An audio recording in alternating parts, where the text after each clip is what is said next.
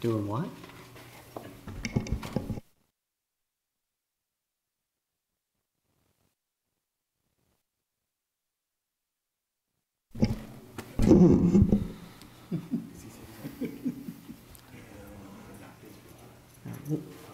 We'll figure it out. There's a link.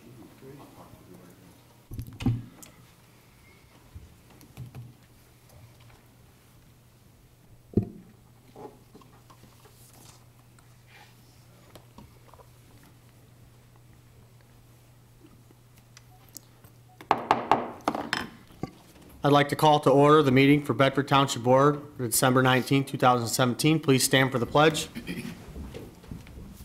I pledge allegiance to the flag of the United States of America and to the republic for which it stands, one nation, under God, indivisible, with liberty and justice for all.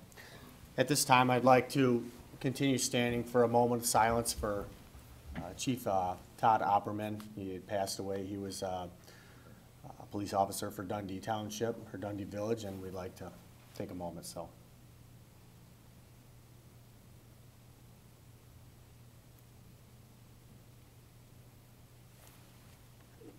thank you. At this time, Pastor Tim Lowy with Christ the King Lutheran Church, if you'd like to come on up and open us up in prayer.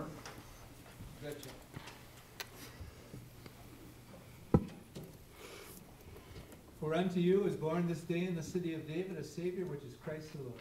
This shall be the sign unto you. You shall find the babe wrapped in swaddling clothes, lying in a manger. And suddenly there was with the angel a multitude of the heavenly host, praising God and saying, Glory to God in the highest, and on earth peace, goodwill to men. I bring you greetings from Christ the King Lutheran Church in Lambertville. We are proud possessors of Precinct 8 voting precinct, and we're really proud of that. Really glad that we can help the township. We're proud to be a living part of Bedford Township and a living witness to Jesus Christ at Christmas time and all the time. In the name of the Father, and of the Son, and of the Holy Spirit, amen. Mighty Father, we bring before you the Opperman family as they grieve. We ask you to be with them at Christmas and everlastingly. We ask you, Lord, to give them the comfort of the gospel that tells them that their loved one is safe in the hands of Jesus Christ. We give thanks to you, Almighty Father, for calling us to serve you in loving service to our neighbors in Bedford Township. We ask wisdom from above for our elected and appointed leaders and servants. O God, you have not forgotten your people, but sent them your only Son in the humble form of an infant. Keep our eyes fixed on him throughout the year, that we may be filled with Christmas wonder and joy through the same Jesus Christ, your Son, our Lord, who lives and reigns with you in the Holy Spirit, one God, now and forever. Amen. Amen. The grace of our Lord Jesus Christ, the love of God, the communion of the Holy Ghost be with all of you. Amen. Amen. Thank you very much for being here. And I think we have one more special guest that is here to say hello to all the kids at home. Oh my gosh, I think that's Santa Claus. Oh my gosh. Wow. I don't. I'm not kissing you, okay? Thank you. Thank you. Welcome, Santa. Glad you're here. I remember this guy when he was little, when I was watching him, he was in Canada fishing, and there was an Indian guy named Uno. You're right. Oh, my Lord. You're right. Wow. A lot of years ago. Merry Christmas. What's up? Cost us about 100 pounds for the fish we caught, Merry $100 a pound for all the fish we caught, because it was an expensive trip. Still hanging around. You keep doing it, huh? Greetings, Santa. Thank you. You're welcome. I'm sure you had to sit next to him, but I couldn't do it. Santa, if you want to say hi to the kids at home at Facebook Live, they're right in that camera right there. For the kid, we all you kids at home, I want to make sure you have a very Merry Christmas. Listen to your parents and have a a great time out here, and we'll see you guys on Christmas Eve. Thank you very much. Thank you, Santa. This guy here goes all the way back to the state police. Let me see, that was back when Dennis Sikora, Jack Fiedler, Whiteman? Yes, Were you there when Hugh McClathery was there? I knew him. Oh, man. Thank you. Okay, thank you very much. Okay, approval of the agenda. Motion to approve the agenda is submitted. Okay, motion. Second. Motion and second by Mr. Fredericks. Any discussion? Okay, would you call the roll, please? Mr. Steiner? Aye. Mr. Frederick? Aye. Ms. Tinneberry? Aye. Mr. Francis? Aye. Mr. Clements is excused. Richburger votes aye. Mr. Peroni? Aye, and the motion is passed 6-0. 3, the consent agenda. The agenda committee reports. A, the committee recommends to the full board to approve and place on file the minutes of the December 5th, 2017 regular meeting of the Bedford Township Board. B, the committee recommends to the full board to accept and place on file the general, savings, pooled funds, and CD reports from the treasurer. C, the committee recommends to the full board to approve and place on file the revenue expense report and balance sheet for the period ending November 30th, 2017. D, the committee recommends to the full board to accept with regret the resignation of Linda Rohr from the Grant Writing Committee, effective immediately. E, the committee recommends to the full board to appoint Bryce Bankowski to the Construction Board of Appeals for a first term ending 12/31/2019. F, the committee recommends to the full board to reappoint Jerry Teby to the Board of Review for a fifth term ending 12/31/2019. G, the committee recommends to the full board to reappoint Phil Konesecker to the Board of Review for a second term ending 12/31/2019. H, the committee recommends to the full board to reappoint Anthony Keene to the Board of Review as an alternate member for a third term ending 12/31/2019. I, the committee recommends to the full board to reappoint Lisa Janos to the Housing Commission for a first term ending 12/31/2022. J, the committee recommends to the full board to reappoint Patricia Bowl to the Beautification Committee for a third term ending 12/31/2023. K, the committee recommends to the full board to reappoint Kathleen Ahonen to the Library Advisory Board for a second term ending 12/31/2020. Motion to approve the consent agenda. Second, Mr. Supervisor, second. Motion and supported. Discussion? Seeing none, could you call the roll, please? Mr. Steiner? Aye. Mr. Frederick? Aye. Mr. Francis? Aye. Ms. Tinneberry? Aye. Richburger votes aye. Mr. Peroni? Aye, the motion is passed 6-0. 4, presentations. Presentation by Tim Brown, President of TEMACOG. Come on up. Thanks for being here. Good evening, everybody, and thank you for having me. It's good to be back. It's been a few months since I was here with the... Is that green button on the microphone? It is now. There we go. All right. A few months ago since I was here, and you were gracious enough to host the region's discussion on 208 and our requirements to meet federal 208 standards under the 1974 Clean Water Act. And you played host to your two neighboring townships, and we appreciated very much the opportunity to pair off with SEMCOG for that meeting and to discuss our very important responsibilities as it pertains to clean water. I primarily am here tonight just to say thank you for your membership. TEMACOG, as you know, will be celebrating its 50th anniversary in 2018. And for 50 years, our region's leaders have come together and worked to benefit their respective communities and the region that we all share. And I want to say thank you for being part of it. You and your membership dates back to 1968, and I provided for all of you a copy of that first document that was sent to TEMACOG as it was in its infant stage in trying to figure out how we might come together and talk about regional challenges that has remained a constant for 50 years. So thank you for that. Our membership in TEMACOG is continuing to grow. We have over 140 member organizations, and your voice clearly makes a difference at the table.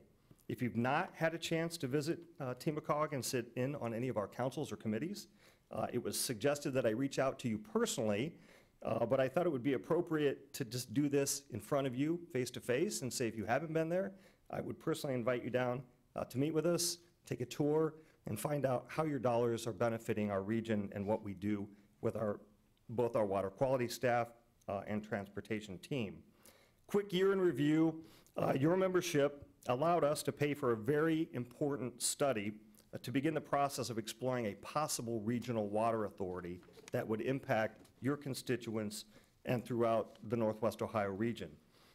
This would include Toledo and 7 of the major jurisdictions in and around Toledo. And the goal is to provide uniform rates throughout the region without charging a surcharge for your efforts to have economic development and then pay back to Toledo a surcharge for that, and to have a governing voice at that table for regional governance. Because your investment enabled us to get the ball rolling on this discussion, the Toledo Chamber of Commerce came to us a few months ago and offered $100,000 additional dollars to hire an outside professional mediator and to share his experience in helping to form regional water distribution systems across the country. Most recently, he helped in creating the regional water authority that Detroit now has. So he has been at the table and has been very helpful to our leaders in the region in discussing and analyzing the final steps that might make a regional system possible. And I will tell you that in all the years, and I spent 16 years as a county commissioner in Wood County and 2 terms in the legislature, this is the furthest you have advanced this ball down the field. For those of you who like football, I describe it as first and goal inside the 10-yard line. They're getting very close to having some consensus on a regional system, what it might look like, and how the region can participate in a system that really, in a nation where they say water may be a premium in the next 10 or 20 years, it should be affordable and it should be plentiful in our region, and this will help get us to that milestone. So I'm very optimistic. The discussions have been going well, and very encouraged by what the outside negotiator has been able to bring to the table. We continue to sponsor TMACOG Techs. These are our version of TED Talks. They're free to all of our members. Last year's programs included some sunshine law training for our members, 2 census programs that will help our communities get our census count right. As you know, a lot of what few dollars remain from the federal government in grants and transportation depends on accurate data, accurate census counts, and so we wanted our members to have firsthand knowledge of the tools that are available to help you get a census correct.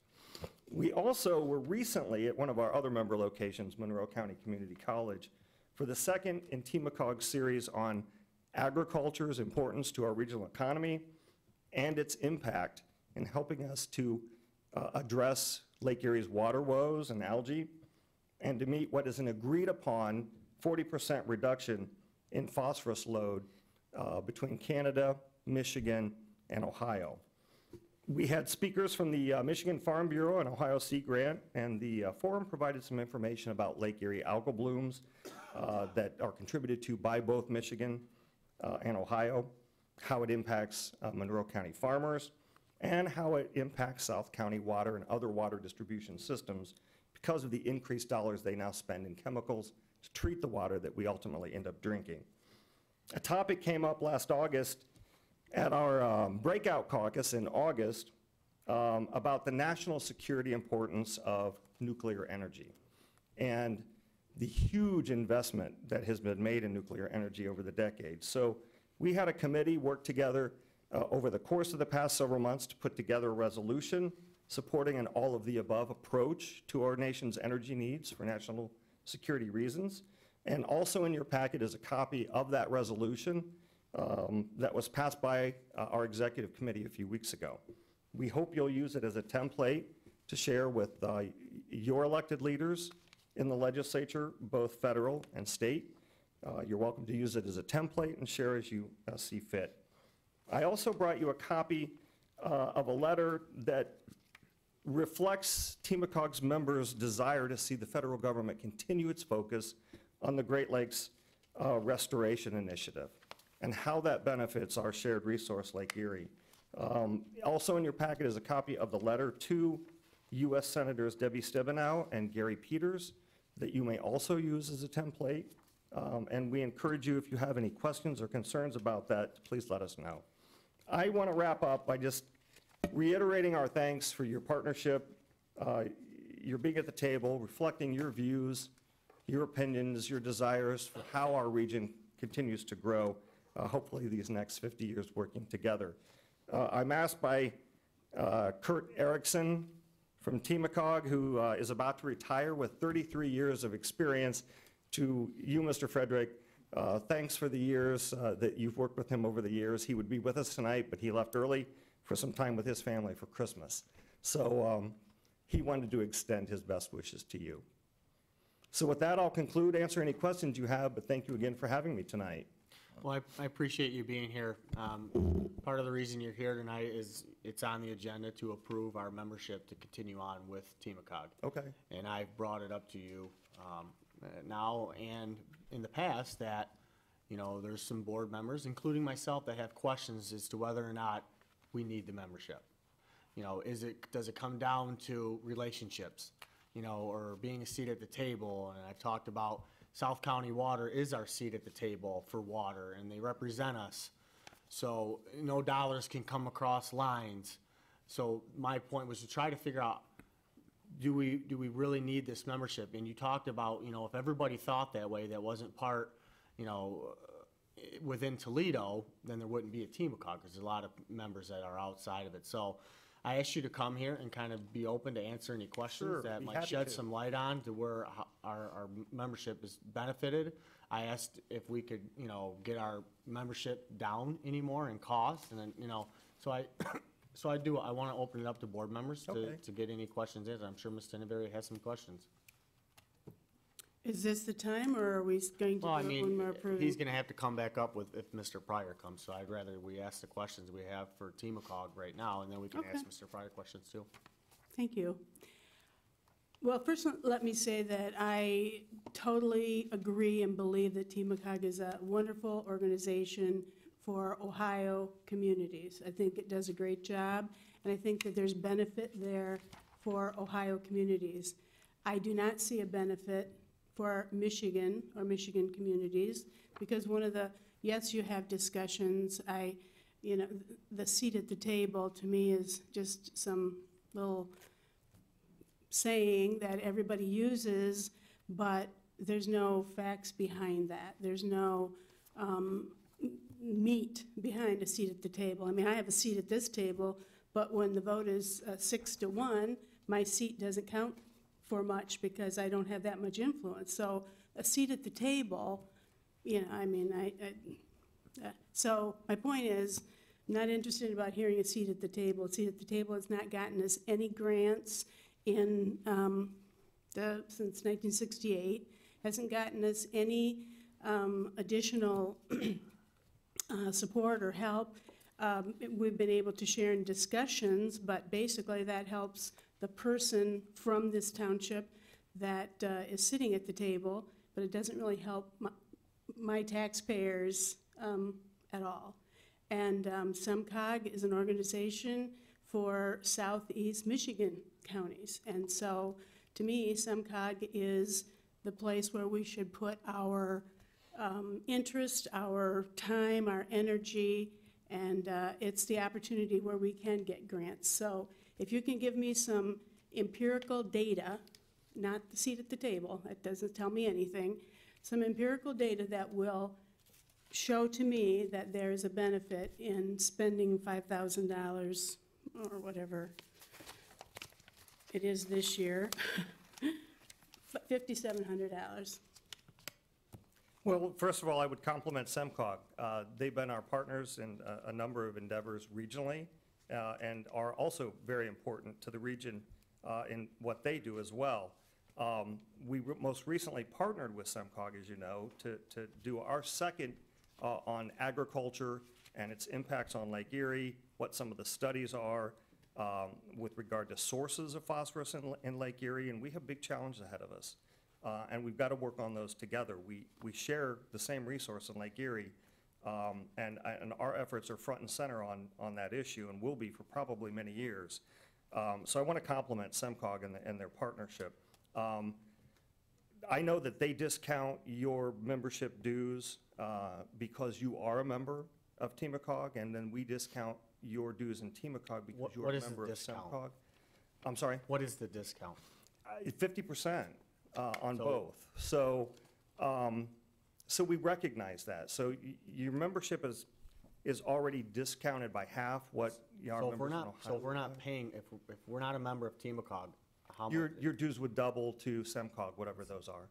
They're 1,900, so we'd end up paying 3,800 to SEMCOG, which we could get money back on, and we're paying 5,700 to you. So, I mean, it's less, if we had to pay the whole amount to TMACOG, or SEMCOG, we would be still less than paying 5,700 to you. Sure, and I would argue that while we don't, because there are very few federal grants that allow them to cross state jurisdictional lines. It's been a challenge. But in TMACOG's past, we have been able to support all of our member communities when they do apply for grants. We can supply you with any of the data that's required for any grant that you might seek in Bedford Township, including coming out and doing traffic counts for you if you're trying to justify getting a traffic signal someplace, or getting one removed sometimes, as communities do as well. We can come out and do those studies for you, assist you with your grants applications, and do letters of support for our members as well, because we know that it is sometimes challenging to bring those dollars across the border into Michigan, and because of the way the federal rules are. We were successful a few years back in bringing a number of grants to the region when we had those problems with the Ottawa River. And we ended up, because it made more sense for us to not get the grant, and more dollars would have come into into Michigan to help address the problems in the Ottawa River, we worked with Erie Township to be the source of obtaining those grants, and then we came in and did all the work we were going to do otherwise. So there are examples where sometimes we're able to do that. If there's a specific grant you're pursuing, where we can still do the work and be effective, as we were on the Ottawa River cleanup a few years ago. Is that something SEMCOG could not do? I don't know the answer to that. I know that we tend to focus substantially on meeting Federal Clean Water Act requirements. I don't know where that is in SEMCOG's mission. I can't speak to that. But I know it's a primary focus of our members who, about a year before I became the new director at TMACOG, voted to increase their dues so that we could continue to concentrate on the clean water initiatives for our region. And that does include Bedford Township. We were here just a few months ago, actually, on that subject with your two neighboring townships to discuss those federal requirements on 208 planning. And we do that every year. We do an update that we share with SEMCOG when we complete it, and then we share it with Ohio's EPA as well. Well, I understand that, you know, what you said, and I understand that the water quality issue is important. However, we don't have Bedford water. We have South County water. Right. And the Drain Commission is our seat at the table for our water issues. So to me, a duplication of effort between Monroe County Drain Commission and coming out of Bedford Township's general fund, just, I haven't heard yet why that makes sense. Well, if I could, I would personally invite you to come down. If you haven't attended one of our councils or committees, I would very much welcome you to come down. I have been there. I have been there. Not recently, I won't say, but I have been there, and I still wasn't convinced. Sorry. That's okay. I'm Any sorry more to hear that. questions from the board? I got a comment. Mr. Francis? It seems like you just spoke of the biggest benefit that Bedford would derive, and that is the negotiations for a regional water system, which to me solves the major problem that's around here. I think that's a monumental change for the better. Thank you. And I would just reiterate, your dollars did help us to pay for that initial study to kick that process off. It seems a shame to me that, and the study very clearly shows this in black and white, South County Water has spoken and worked with Sylvania and looked at a backup plan if they can't reach a deal with Toledo for a regional shared system. Perrysburg and Maumee have also looked at options, including potentially going with Sylvania and South County Water to create their own district. They've also looked at going to Bowling Green. For the first time in my entire career, these options are now affordable. South County Water can peel off with Sylvania and make this work with a payoff in about 30 years is what the study says. And so can Maumee and Perrysburg. But it leaves a duplication of government everywhere. Individualized billing from each of these entities. More government staff than really what should be required if we can create a uniform system with uniform staff and uniform billing, which would be a goal to reduce the overall costs. For Toledo, water rates, according to the study, could quadruple at a ceiling. That's not good for anybody. It's not good for us anywhere in the region to have an urban core that's going to have to explain to its citizens and businesses why water rates are tripling or quadrupling. And that's what the study shows. So the goal, and the report clearly says, if we can do this uniformly, everybody's water rates will equalize and come down, and it'll really put the Toledo region on the map for plentiful, affordable water. So it is a big goal of Team of Cogs to continue these discussions and hopefully have a system that's more affordable long-term in the future. Well, speaking to the time, like Ms. Tinderberry brought up, it is a hindrance for Al and I's department because he does spend a lot of time there. I mean, I spend not as much as Al does, but we do spend a lot of time, which I'd like to spend more time with SEMCOG stuff because Nancy's right. I mean, they can impact us more with grants and stuff. But when I spoke to you and you talked about if everybody thought like Bedford did, it would really truly impact, how you can function. Bedford utilizes Toledo's water system, and it is a big deal, and so that's something that's been hard for me, because I agree with Nancy on a lot of these things. South County Water does represent us. We don't need that seat at the table. I don't need the relationships, like I need in Michigan, like I need, you know what I mean? So I can't really justify it up there, but it does make sense to me. We're gonna pay $2,000 more with SEMCOG than we would now, so now you're down to $3,000. So there's a lot of factors to weigh. Anybody else have any comments? Mr. Fredericks? Well, I probably, other than Mr. Goldsmith, Mike on. other than Mr. Goldsmith, I probably have the institutional memory here from going back a long time. I'm pleased to hear that you think we're on the 10-yard line going to the goal. When we started looking at this some 20 years ago, we couldn't even discover which ball we were going to use. There have been multitude of studies with respect to regional water system. There have been engineering studies that have been completed for purposes of deciding how or where a second water intake would be taken and how we would work that with Sylvania and Bedford Township. All that's been looked at 3 or 4 times. If in fact we're getting closer to conclusion of a regional water system, I would want to be there. With all due respect to our drain commissioner, he is responsible for South County Water, excuse me, which has more entities than just us. We're 90% of his business. I really want to know clearly and quickly what effect any decisions are being made, rather than get it through the drain commissioner whenever he chooses to come here and tell us about it. We can't be at My view is that, pardon? just so you know, we can't be at the meetings. Yeah, I understand, but I'm just saying, I think that we need to be part of those discussions to understand the impact of whatever the regional water system is, so that we can be responsible to our citizens. I really think that there is a lot more to offer from Team of Cog than just worrying about the water. There are other departments, other areas in which we can find assistance, we can find information, we can find data. You can, if you take the time to do it.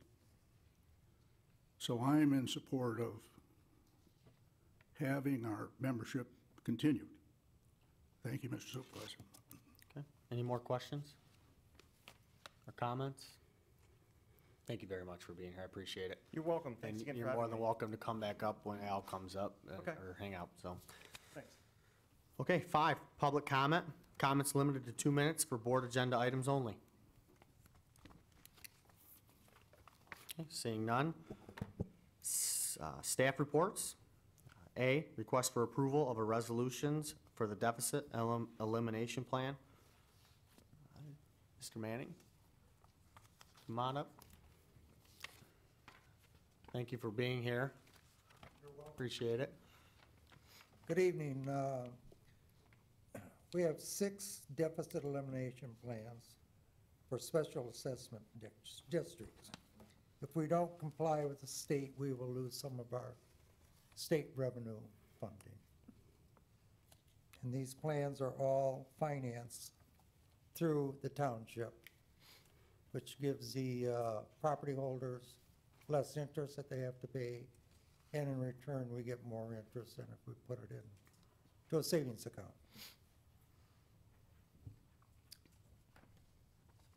Any questions, comments, concerns? Mr. Francis?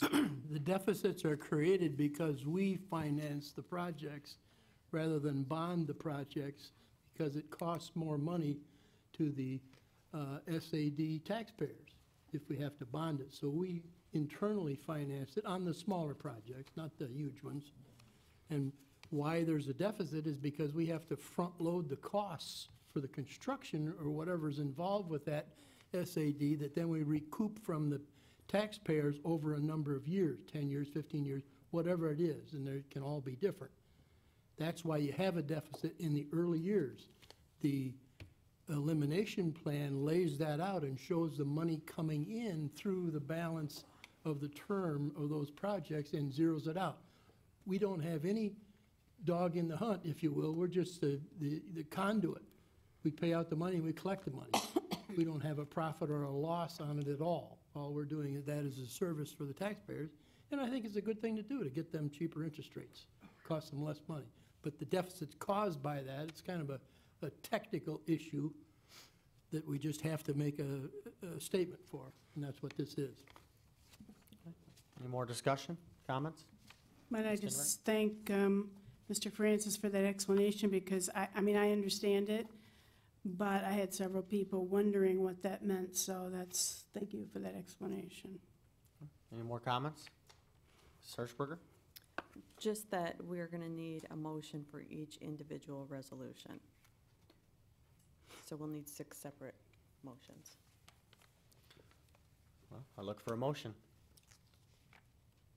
Yes, I can make that. Francis? I move that we approve the resolution. How am I going to word this? For the deficit elimination plan for the Chapel Creek subdivision as presented. That's the first one. Okay. Support. Motion supported, discussion? Call the roll, please.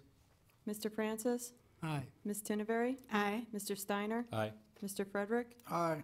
Hirschberger votes aye. Mr. Peroni? Aye, and the motion passed 6-0. Mr. Chairman, I move that we approve the deficit elimination plan for the Indian Acres subdivision special assessment district as presented. Support. Motion supported, discussion? Call the roll, please. Mr. Francis? Aye. Ms. Tinneberry? Aye. Mr. Frederick? Aye. Mr. Steiner? Aye. Hirschberger votes aye. Mr. Peroni? Aye, the motion passed 6-0. I would further like to make a motion to approve the deficit elimination plan for the Sandywell subdivision, SAD as presented. Second. Motion supported, discussion? Call the roll, please. Mr. Francis? Aye. Mr. Steiner? Aye. Ms. Tinneberry? Aye. Mr. Frederick? Aye. Hirschberger votes aye. Mr. Peroni? Aye, the motion passed 6-0. Mr. Chairman, I move that we approve the resolution to accept the deficit elimination plan for Giant Oaks subdivision as presented. Second. Motion supported by Mr. Steiner. Discussion? Call the roll, please. Mr. Francis? Aye. Mr. Steiner? Aye. Mr. Frederick? Aye. Ms. Tinneberry? Aye. Hirschberger votes aye. Mr. Peroni? Aye, the motion passed 6-0.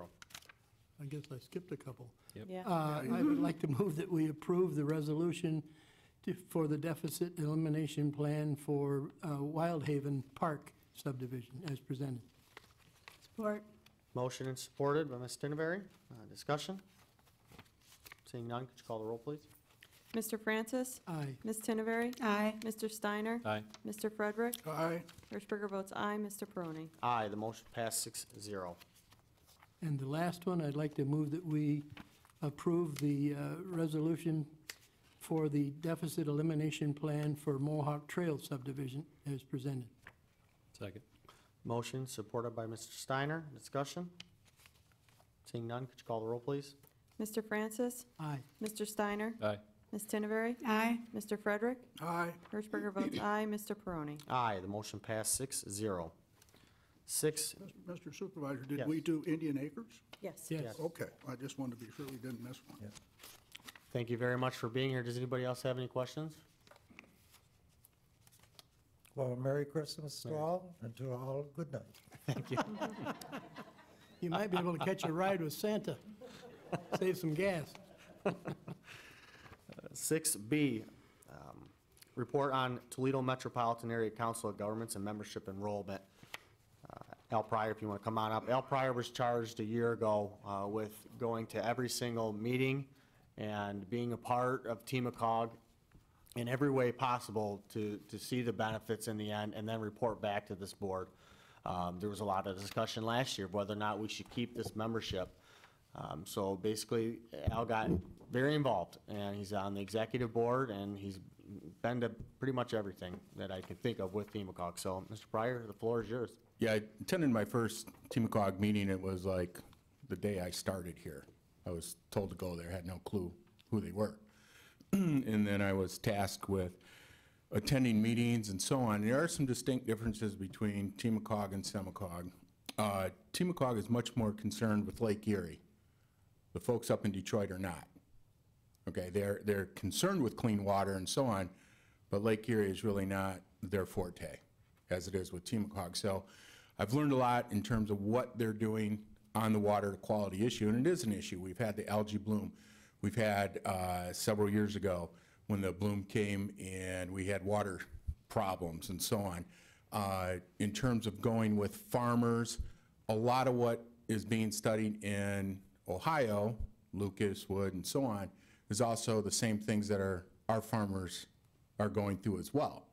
When you have biosolids going into the lake, you have fertilizer put on ice, the different chemicals, how do we combat that? So there is a lot of issues there in terms of the farmers. Same way with septic systems. Both sides share the same concerns. We have far too many septic systems in the state of Michigan, and as does Ohio. They're not very sanitary in the long haul, and they can show that with studies. So that's something they bring to light in terms of where do we need new sewer systems and so on.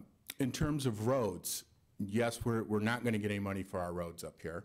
However, we are in tune to what they are doing on I-75, different things that do affect us, because those trucks that are coming through Ohio will eventually make it up to Detroit or farther. So there's transportation issues.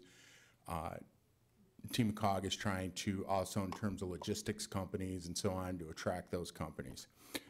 Some of the commonality in terms of bikeways, which is a real struggle with a lot of communities. Everybody wants them, but the problem is we don't have wide enough roads. And who's going to pay for that? As here in Bedford, we have one true bike lane, and it's on Lewis Avenue. Nobody's come up with any money yet on either side of the line to get us any money. Okay, so, but everybody wants them. So, but both sides are working on that issue. I've gone to meetings on both, and it's been very informative. In terms, I've been to both of the caucus meetings. I have interfaced in terms with other townships, in terms of what their problems are. And some of that, they do have similar problems, like we do. Their laws might be a little bit different and so on. For example, people shooting guns off in their backyards, livestock issues, different ordinance issues, and so on. So there's commonality there. In terms, also too, I've gone to meetings in regards to their lobbying efforts in terms with the nuclear power plants and so on, because as you all know, we're facing an issue where they think they're worth a lot less money these days. So they don't want to pay as many taxes, or they decide, hey, we want to shut down a power plant. That has a big effect on a community. That's why everybody gets real nervous when they want to shut down Davis-Besse. I believe at last count, and Tim, I don't know, you might know this, but I think there was like 700 jobs alone, Davis-Besse in some way, shape, or form in that area. And that's without outages. Right. So those are some things that we have in common there. In terms of the water issue, I attended a lot of those meetings until they were closed off to everybody else, because that's when they brought in, it was Rothstein, correct? Mr. Rothstein came in, and then they went into closed sessions. And I was there when Paula Hicks was there. She wasn't real giddy about having a regional water authority. However, there's a new mayor. He is for it. He wants this. He wants to make this happen. And what we need to realize is that we as South County is one of their largest customers. But we also have that other dilemma, is that we just can't turn our pipes north tomorrow and go get water. So it is beneficial that we are in negotiations and so on. I have stayed, as Paul has, in going to the South County board meetings in terms of where our progress is. And Dave has shared with us in terms of what is developing, what he could tell us, and so on. And they have made a lot of progress, because when Ms. Hicks was in there, they didn't really think, and I think Tim would agree, that it wasn't going well at all in terms of that. So there's new leadership there. Overall, in taking a look at the meetings I've attended on, like I stated, in terms of water, energy, bike paths, and so on, if you're looking, and I agree with Nancy full-heartedly, if we're looking for dollars, there's not going to be a lot of dollars coming over the line. Okay? If I'm looking at it as from a business perspective, I got to take a look at what is my value-added proposition in terms of what am I paying for this. Okay? Realistically, we're paying for another lobbyist that has commonality with Monroe County in terms of the same issues, because we are so close together. So it is another voice when it comes to water quality, Lake Erie, and things that are going on. So what the board really has to decide, you're really hiring that lobbyist company to also help you. And you have to determine, is that a value for you? I take a look at it and say that there is value to the Timocog, but I wouldn't be looking at it as saying we're going to be getting a big grant, you know, money's going to come over the line, they're going to fix our roads, they're going to put up new traffic lights. It's never going to happen. It's the same way with bike paths. They'll get theirs, and then we'll have to find money to get ours and try and connect. And we do have some things there that we probably could work on together. So in terms of my involvement, the people at Timocog have been extremely helpful. Formed a relationship with Craig Stow, Sylvania, which has been great.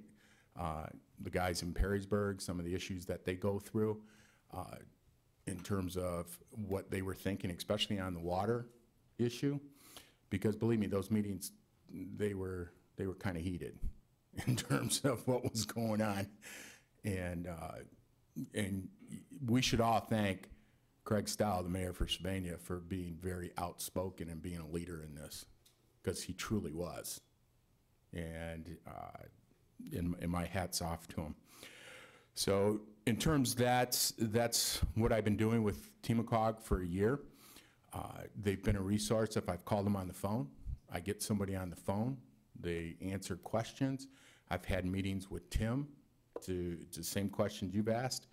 What is it we get? Why should we stay? So, you know, I'm open for questions. Mr. Steiner? Mr. Pryor, one of the things that you mentioned and hear a lot in business too is the value add piece. Of course, we're always looking for hard dollars, which is a lot easier to justify and show what you're doing and what needs to be done. But when it comes to a value add, your collaboration with the TMACOG team and some of the other entities that are members, and I'm not asking you to give me specifics, but can you tell me, are there 2 or 3 off the top of your head that you know that you discussed with TMACOG or another entity, a member of them, that you thought, great idea, I'm taking that back to the township and I'm using that idea for my daily work or with this board? I would say a couple of things. The 2 things that I really got out of it, one was the water quality issue, in terms that we really do need to be aware of that, and taking a look at our own economic development plan in terms of water. You know, do we want to expand water? Do we have those capabilities? That's something that we really need to take a look at. I mean, that all came into light with this whole water situation, and then we take a look at Bedford and we say, how is our growth hindered by not having water? Because that day's gonna come where we need more property somewhere. I mean, it happened to Ottawa Hills. They went totally ballistic when they wanted to level 8 houses on Secor Road because they were gonna lose that tax base. I think the other thing that I look at, because only I'm a biker and I'm passionate about it, is in terms of, we're now looking at, and I've talked to Bob Clark up in Monroe and so on, it's like, how can we connect in terms of our area and his area and possibly get back down to Ohio? There can be some loops for bikes and that type of thing. And people want that. I mean, the park board did a survey. It was loud and clear, some of the things they wanted. So I would think, you know, the water was a big issue. Probably the third thing, and I talked about, was transportation. I learned a lot about transportation, things that are going into roads, things that we do differently than what Ohio does. You know, I wish we had a turnpike, but we don't. You know, we can't charge tolls, all that good stuff. But then I take a look in terms of, you know, how clean they keep the roads too. So those were some things. But I mean, if you were going to say, can I work on a joint project with somebody with Team COG, it'd be kind of hard, because we're not going to fix Secor Road together, unless they want to fix it up to the line. But even then, our Secor Road is our problem. So. And then just one last thing. I did see a copy of that study that was done out through Sylvania and coming in. And as Mr. Brown just stated, 30-plus possible years, some kind of payoff on this. Do you remember, Mr. Brown, do you remember what the actual proposed or thought dollar amount was for the overall project? To have a regional system with Toledo? Without Toledo, that they were looking at? It was 30 plus. Can you come up to the mic so that people can know? You're right, it was roughly 30-plus years for the payoff. I want to tell you that it was in the 200 million range. It was in, definitely in that 6 numbers, with at least a 2, maybe even a 3 at the front. It was close. And let me just say that if they can find some common ground and find a way to bring down overall costs and have a shared system, a remaining objective would be meeting the federal government's challenge for security that, you know, should a terrorist take out a plant, South County Waters or Toledo's, are you able to backfill and support each other through a connected system and take care of constituencies that may be without water? If there's a natural disaster or an act of terrorism, it could be much longer than the couple of days we experienced a couple summers ago. And that's unfortunately the world we live in. We got to presuppose some of those things. That is not off the table. There could still be a system through South County Water and Sylvania that connects the region for those purposes to protect citizens on both sides of the border. I know there were some questions too about in the study about like the intake. Is it really out there far enough? Is it in deep enough water to get you away from some of the issues we deal with today? And a lot of people say that it wasn't out far enough into the lake. It wasn't in deep enough water because you're gonna get that algal bloom and the microsystems coming back very easily, unless something else is done differently with the lake. And that's a little hard to do, especially like you say, when you've got all the runoff. I know some of the farmers are really trying hard to look at environmental ways to handle things. But those dollar amounts, again, until you looked at every single entity and every individual in the community to tell somebody $200 or $300 million, here's what it's gonna take, here's how many years it's gonna take, and oh, by the way, one of the proposals is right down Erie Road.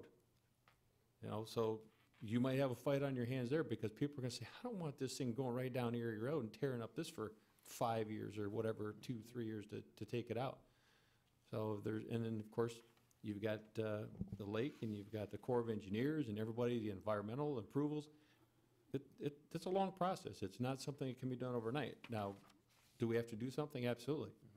I agree with the regional, and I hope it works out with the new mayor and we get moving forward. We hope so too. And might I just add to Al's repertoire and some of the things he has brought back.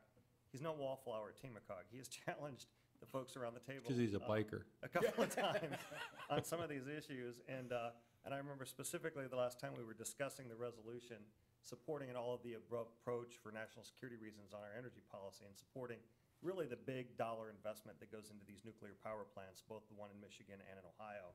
I remember you specifically pointed out, how does that benefit Michigan? And so he ensured that the language was crafted as such to appeal to both Michigan's legislators and Ohio's to say, look, having natural gas plants in a region of the country where natural gas is the cheapest anywhere in the world is right here in our region, and it's a good viable alternative.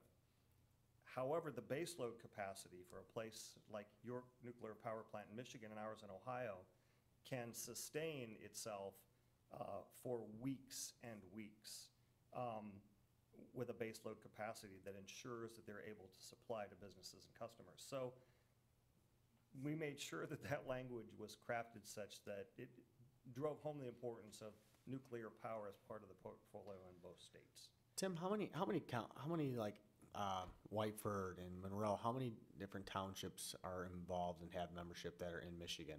Just the 3 lower townships in Michigan are the only ones that are part of our planning area. So while we don't get to bring dollars over. And for who are they? paths, it is Whiteford, Erie, and Bedford is in our planning area. So what we do though is we continue to do all the plans. So if you have roadwork projects or bike path projects you would like us to work on for you, we'll do that and include it with a plan, and then we submit it to SEMCOG, and then they decide what dollars they would bring down for projects. But we do all the planning for them for your road projects. So we do that. Any more questions or discussion? Mr. Fredericks? Rick, I can add a couple things to your point. That is, Mayor Stout already has an easement under the Edison electrical transport from Whiting plant over as far as Lewis Avenue. 20 years ago, the cost for the intake alone was in excess of $50 million, and that's 20 years ago. That just got it to the edge of the lake. There was no additional thought on how much it would cost to transport the water from there to a treatment facility because we weren't sure where it was going to go. It would have been at least $100 million for water treatment and an intake if just Sylvania and South County Water were involved. At that time, I suggested I'd be out of town when that vote came up, simply because that was way more than you could justify. Cardi Finkbeiner felt his facility was worth $9 billion. Jack Ford was interested in working with us, but he ran into a council who was not interested. So the key essentially is to get all the people at the same place at the same time and have an agreement put in place. They're talking about Ohio law 6119. We got a border between us, so there'll be another way, to make that work for us. But I am deeply concerned about how this water will go forward. Our project is built from the south to the north. In the past, we have looked at Monroe providing water. It's the wrong way. I also believe that there has to be a different view in terms of where the intake is going to be, because the original design plunked it right in the middle where the algae problem is.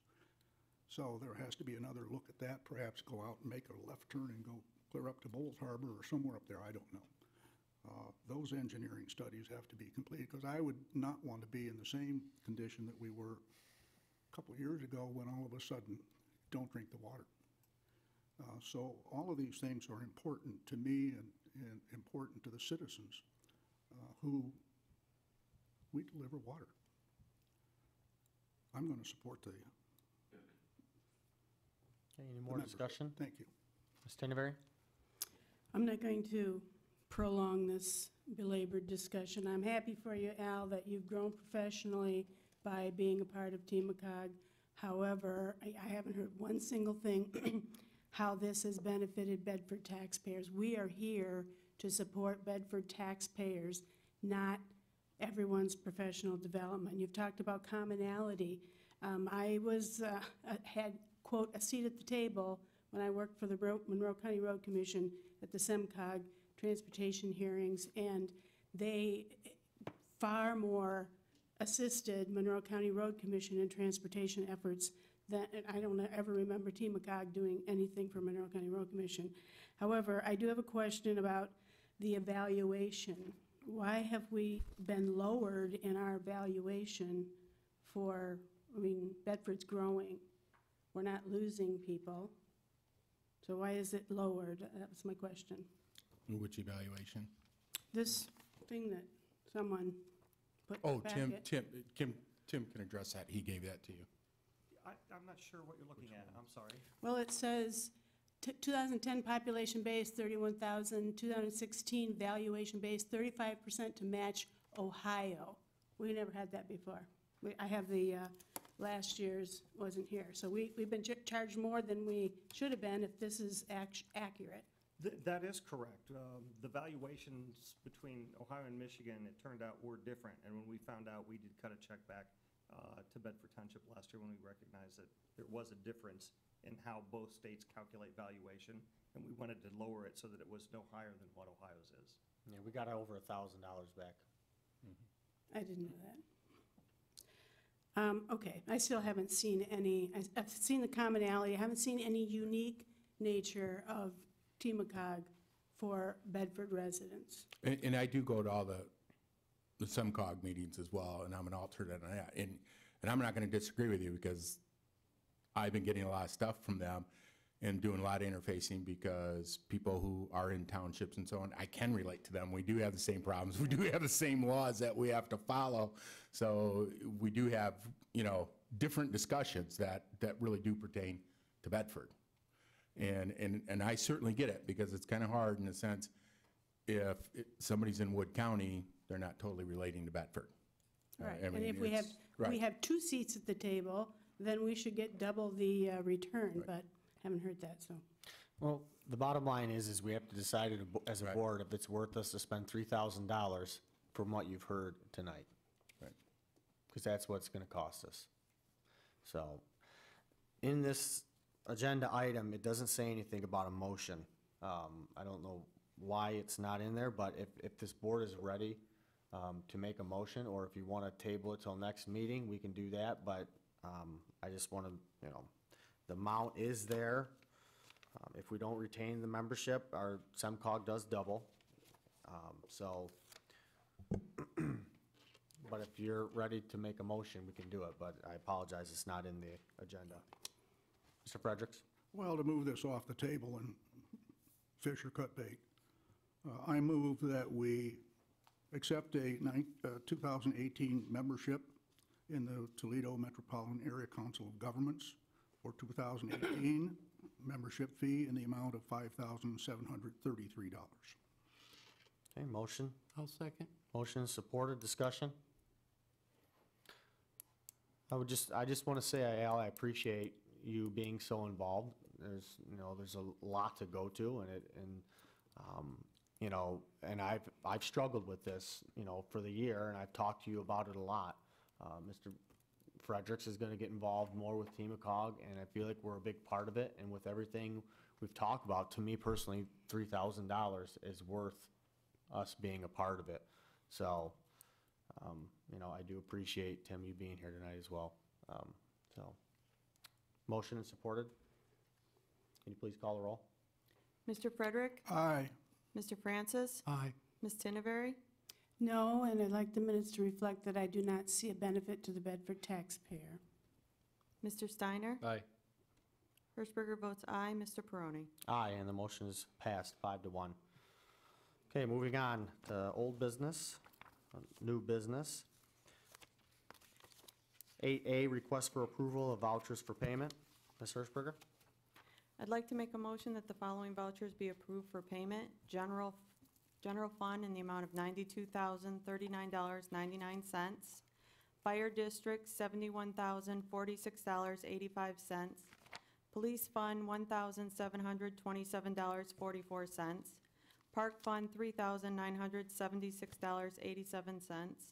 Library fund, $4,313.78. Economic development, $100. Indian Acres SAD, $653.38. Sandywell SAD, $6,044.75. Mohawk Trails SAD, $2,965.13. Downtown Development Authority, $2,752. Sewer O&M Fund, $14,311.68. Trust and Agency Fund, $338, for a grand total of $200,269.87. I'll second. Motion is supported by Mr. Francis. Discussion? Seeing none, could you call the roll, please? Hirschberger votes aye. Mr. Francis? Aye. Mr. Frederick? Aye. Mr. Steiner? Aye. Ms. Tinneberry? Aye. Mr. Peroni? Aye, and the motion passed 6-0. 8B, presentation of and request for approval of the township's financial report for the year ending June 30th, 2017. Tom McGuire, appreciate you being here. And good evening. If anybody can't hear me, please say so. Sometimes I don't speak quite loud enough. Would like to say that the township has received an unqualified opinion on their financial statements, which indicates that the statements fairly present the financial position of Bedford Township in all material aspects. The township is in very reasonable financial condition. The park fund, again, this year is incorporated into the general fund for revenues and expenses and fund balance. The budgets are presented separately. The front of the report is combined with the park and the general fund. The general fund has a fund balance of $2.9 million, which is approximately 62% of last year's expenditures. That is contained of $2.89 million in the general fund and $77,000 in the park fund. There is a total decrease in fund balances between the park and general of $14,000. Okay, our library millage has expired several years ago, and we've been operating on fund balance that was left in the library. However, there's not sufficient funds to fully carry it into the current year, I believe, and might require some transfer from the general fund. In that case, in the future, without some substantial outside revenue, the library will also be combined with the general fund for reporting purposes. Our cemetery operations, which is now totally in the general fund, ended the year with still a $477,000 expenditure over revenue. That should, over a period of time, eliminate itself. Our sewer fund, for the first time, ended up with operating revenues of some $247,000. There was, I believe, a 35% increase in revenues.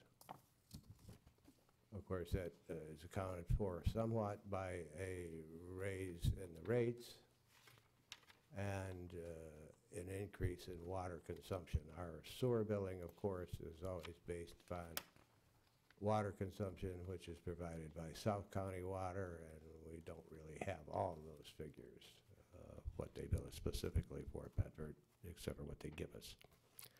Our building department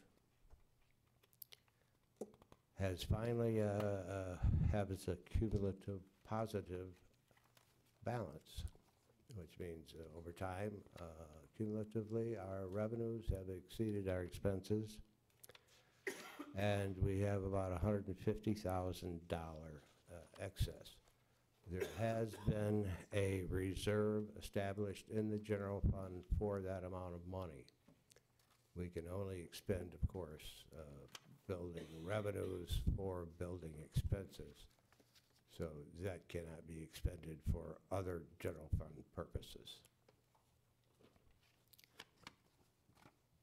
On our borrowings, we retired $468,000 of debt, general long-term debt, which is other than the sewer fund. And in the sewer fund, we retired $345,000.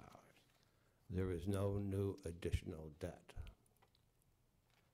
And we only have one district that might have a future problem.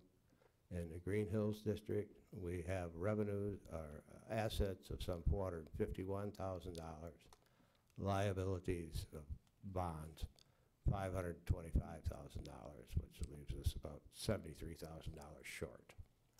But that still has 4 years to run. The balance of your assessment districts are okay. And as long as we're talking about assessments, anytime you fund internally an assessment district, you will have a deficit just because of the mechanics. And you'll have to respond to the state for those. Our law enforcement fund balance is $141,000, which increased by $2,000 last year. And our fire fund balance is $1.2 million, with an increase to $89,000, which is very good for both of those. The changes for the current year is we implemented GASB, or Governmental Accounting Standards Board Statement number 77, which is a disclosure of information relative to tax abatements. And so that's in your notes to the financial statements. Also, we early implemented GASB 75 pertaining to retirees' health insurance. It had to go into effect next year, but since our actuarial study came out with GASB 75 figures on it, it was implemented this year, which is 1 year early. Now, our current liability, our total liability, is on your government-wide statements, and that totals some $924,000 as an actuarial liability, which is not really on the books other than on these statements here and the government-wide statements. Our annual expenses, according to the actuary, is about $44,200. Last year, we contributed $42,800, which is close. Now, that's not bad. We have a self-terminating fund or program. However, the state of Michigan has got Senate Bill 686. Are you familiar with that, Phil? Yes. Okay. Is that actually in place, waiting for the governor's signature? Or? It might have gone back to committee. It went went back to committee because there was some questions from the governor about the effective. Okay. The crux of this bill is that the state will be requiring you to fund 40% of your liability on your health care insurance, which in your case, you would have to establish a trust fund of some $370,000 in order to comply with the state law. There are exceptions that can be granted with state approval. Now, who knows what, excuse me, what that will look like or what you have to do to receive an exception. We have to wait and see how the mechanics of it work down the line. But that's something that you may be faced with. I mean, it's within your capabilities, of course. And I guess by ignoring all and not complying with any of this, there can be a financial manager assigned to you, which would not be happening here, of course. That's about all I have to say. I'll be glad to entertain any questions you may have. Any questions or comments? Mr. Fredericks? Don, on page 5 of this document, you say the general fund balance is $2.96 million. Then in the MD&A, there's a comment that says 1.8 million is unassigned. Okay. What's the difference? Because apparently then there's something about the 2.9 million that's encumbered. You have committed, in your case, we have, of course, the reserve for the building, which is part of that difference. Okay. And, well, that's a minor part. You have committed to your ensuing year's budget. Yeah. I believe the balance of that, I can tell you in a moment. here. It's in there, I saw that. I just want to be sure that that's what we're talking about, because this, our Yes. fund balance is not 2.9 million in a way. Well- It's only 1.8, which we can use without getting into a negative situation? No, no. Okay, I wanna Your be sure. fund balance is 2.9. Okay, You've committed the difference between 2.9 and 1.8, whatever it is, to the current year's budget, okay, thank you. which means you plan expenditures in excess of revenues. Yeah, I tried to read that in there, but I couldn't see it, so I thought I'd ask you. Thank you. Any more comments? Seeing none, I look for a motion.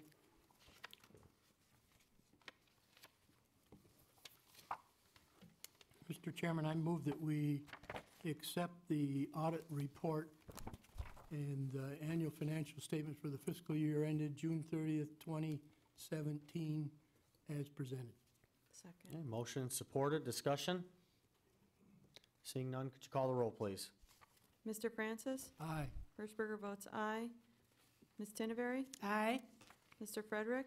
Aye. Mr. Steiner? Aye. Mr. Peroni? Aye, the motion passed 6-0. Don, thank you very much for being here, I appreciate it. 8C, request for approval. Mr. Supervisor, before we leave this document here, on page 9, the building department shows a balance of plus about $150,000, which is about 50% of their budget for the year. I guess my question is, we talked about this once before, about having a balance in the event that building starts going the other way, so that they have some money. I don't have a number that it ought to be, but I think we need to continue to look at this to see if it grows, and if it grows, what's the number that we need to say that's enough in the fund balance? I don't know. I'm not substituting my judgment for Dennis or you, either one. I'm just suggesting maybe you want to look at it and think about it, that's all. Thank you very much. I got a question. Mr. Francis? I should have thought of this before. Got a question for the auditor on that very issue, the building fund. That used to be a separate fund Yes. until it went negative, if you will. Now that it's turned positive, should we put it in a separate fund? No. That just, we have reserved the excess in the general fund, saying you cannot use that for anything but building purposes. If you go back and establish another fund, then if bad times come, building goes downhill, you wind up with negative, then you have to put money in that fund every year and file a deficit elimination plan for it. So, no, just keep it in the general fund. It's a lot easier to keep an eye on it if it's in a separate fund, because you can see what that balance is every month on our financial. You can't find it in here unless you do some work in the financial that Well, we yeah, have, you because have it's to not separate. add and subtract some figures, yes. It is easier with a separate fund, but I would not recommend it. I'm not suggesting that. I'm simply suggesting that we keep an eye on it because we just recently increased the mechanical fees for permits. And one of the discussions there was whether or not we're getting enough money from the permit fees to cover our costs, or is it because of the DeRossa Stills thing, which says you can't use general fund money allegedly, nor can you take money from the building department and put it in the general fund for use. Oh, you can We need to be use general fund money for building purposes. that way, but you can't Yes. use that No, money you coming can't the go other the way. opposite way. I'm just suggesting that we kind of watch so we don't I agree. end up with $300,000, $400,000, $500,000 in the building department fund. Well, you may. Unless we need to. May need it in the future, you never know. That's it, true. I'm just saying, let's look at it. Thank you. Thank you. 8C, request for approval of the resolution to relocate 2 precinct voting locations. Ms. Hirschberger? This resolution is simply to move one of our precincts, Precinct 9, from the library to the Compelled Church, and Precinct 11 to the new precinct, which is the Shelton Park Church of God, just up the road from the current location. At the same time, it would be establishing the new polling location, which would be the Shelton Park Church of God. The reason this is needed is that our polling locations, the numbers are getting higher. I've noticed that at United Methodist, where I have 3 separate precincts, it gets a little congested. There's a lot of people in that area. Precinct 11 is my biggest voting block right now. And if we're going to continue to consolidate for school elections, I cannot have over 5,000 voters there, and at this time it is over that amount. So that's all this resolution is doing. Also, the election committee, on the back side of the resolution, you'll see we met and agreed to this, and that was the first step that we had to do before I could bring it to the township board for approval next. So if there are no questions, I would like to make a motion that the resolution approving the relocation establishment of polling locations be approved as presented. I'll second. Okay, motion is supported. Discussion? Seeing none, could you call the roll, please? Hirschberger votes aye. Mr. Francis? Aye. Ms. Tinnevery? Aye. Mr. Steiner? Aye. Mr. Frederick? Aye. Mr. Peroni? Aye. Motion is passed 6-0. I thought it was kind of a neat story when you told me the other day about Shelton Park Church of God. They've been praying for this new polling location. When they built their church, they built it around having a polling location. did. So They it's were- pretty neat. They were very excited. Can I Yeah. say one more thing before we move on? Just to the voters in those 2 locations, if you're in Precinct 9 or Precinct 11, we will be sending out new voting cards with that new location. So you are going to get a letter and a new precinct voting card in the mail.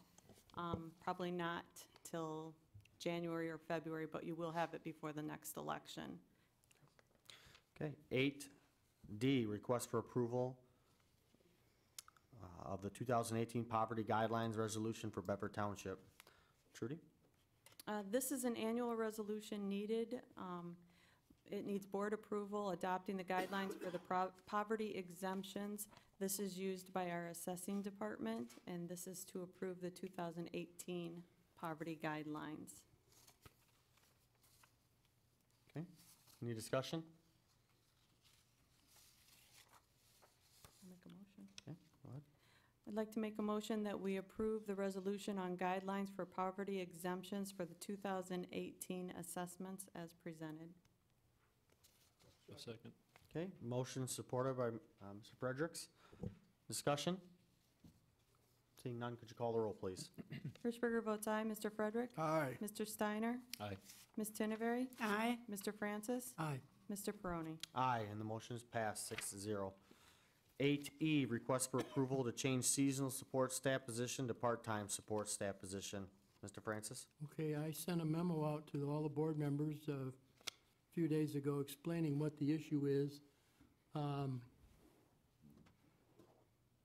We are contemplating and planning to change to monthly billings for our sewer bills around the 1st of March in that area, to coordinate with South County Water, who has already announced that they're going to do that. The benefit for that really is a benefit to our citizens that use those services, water and sewer, in that they get smaller bills that are easier to pay. Some folks have a problem with larger bills and can handle it if it's in smaller pieces. This would help them with that. By so doing, I think there's a possibility of reducing some of the delinquencies that both of us have, South County for water and the township for sewer. So that's the thrust of why this is being brought up. In order to do that, I think we need some part-time help in the Treasurer's Department to handle that additional workload. And the bottom line on this document or memo that I sent around, we already have some monies in the general fund and in the sewer fund for seasonal help. What's the difference between seasonal and part-time? It's a thin line. I would like permission of this board to transfer the monies that are already budgeted in those two accounts into a part-time wage account rather than the seasonal wage account. All I'm asking for is to change the budget amounts into new accounts, not an increase in the budget. I think we're covered for the balance of this fiscal year in the money we already have budgeted and approved. So this is just a transfer in the title of the account that we're using. Then next year, for 2018, 2019, then we'll have to run some numbers to see what that would cost us for a year's time. And in the interim, we will know what that is, because we'll experience what that workload is. I'm asking, or I'm proposing that that part-time position be in the neighborhood of 25 to 30 hours a week on an as-needed basis. And if that would be done for the rest of this budget year, I think we'll not need to amend the budget that we've already approved. Paul, how much is it gonna cost us to go from quarterly to monthly billing? Roughly in mailing? Oh, mailing, probably 18,000 on mailing alone. And then it's gonna cost us roughly how much a year to go to bringing on another part-time person, roughly? This could be about 18 to 19,000 a year, somewhere in that neighborhood. And I told you how I felt about this a little bit, a little while ago when we was first discussing it. I have a hard time spending $40,000 a year extra to just go to monthly billing. Maybe it's because I don't have a problem, you know, when I did have water bills, you know, and I don't really, you know, yeah, you do hear grumblings about the cost of the bill, you know, and I do hear they have problems at South County Water with people, you know, going delinquent, you know, for months, and this would probably help with that. I guess it's just, you know, because South County Water is going to monthly, you know, it's kind of forcing us to be on the same page with them, and it's a lot of money to do it, you know, so Well, we don't have to do it, that's for sure, but it would complicate things because the way the computer systems integrate with each other, the water usage is the basis for our sewer bills.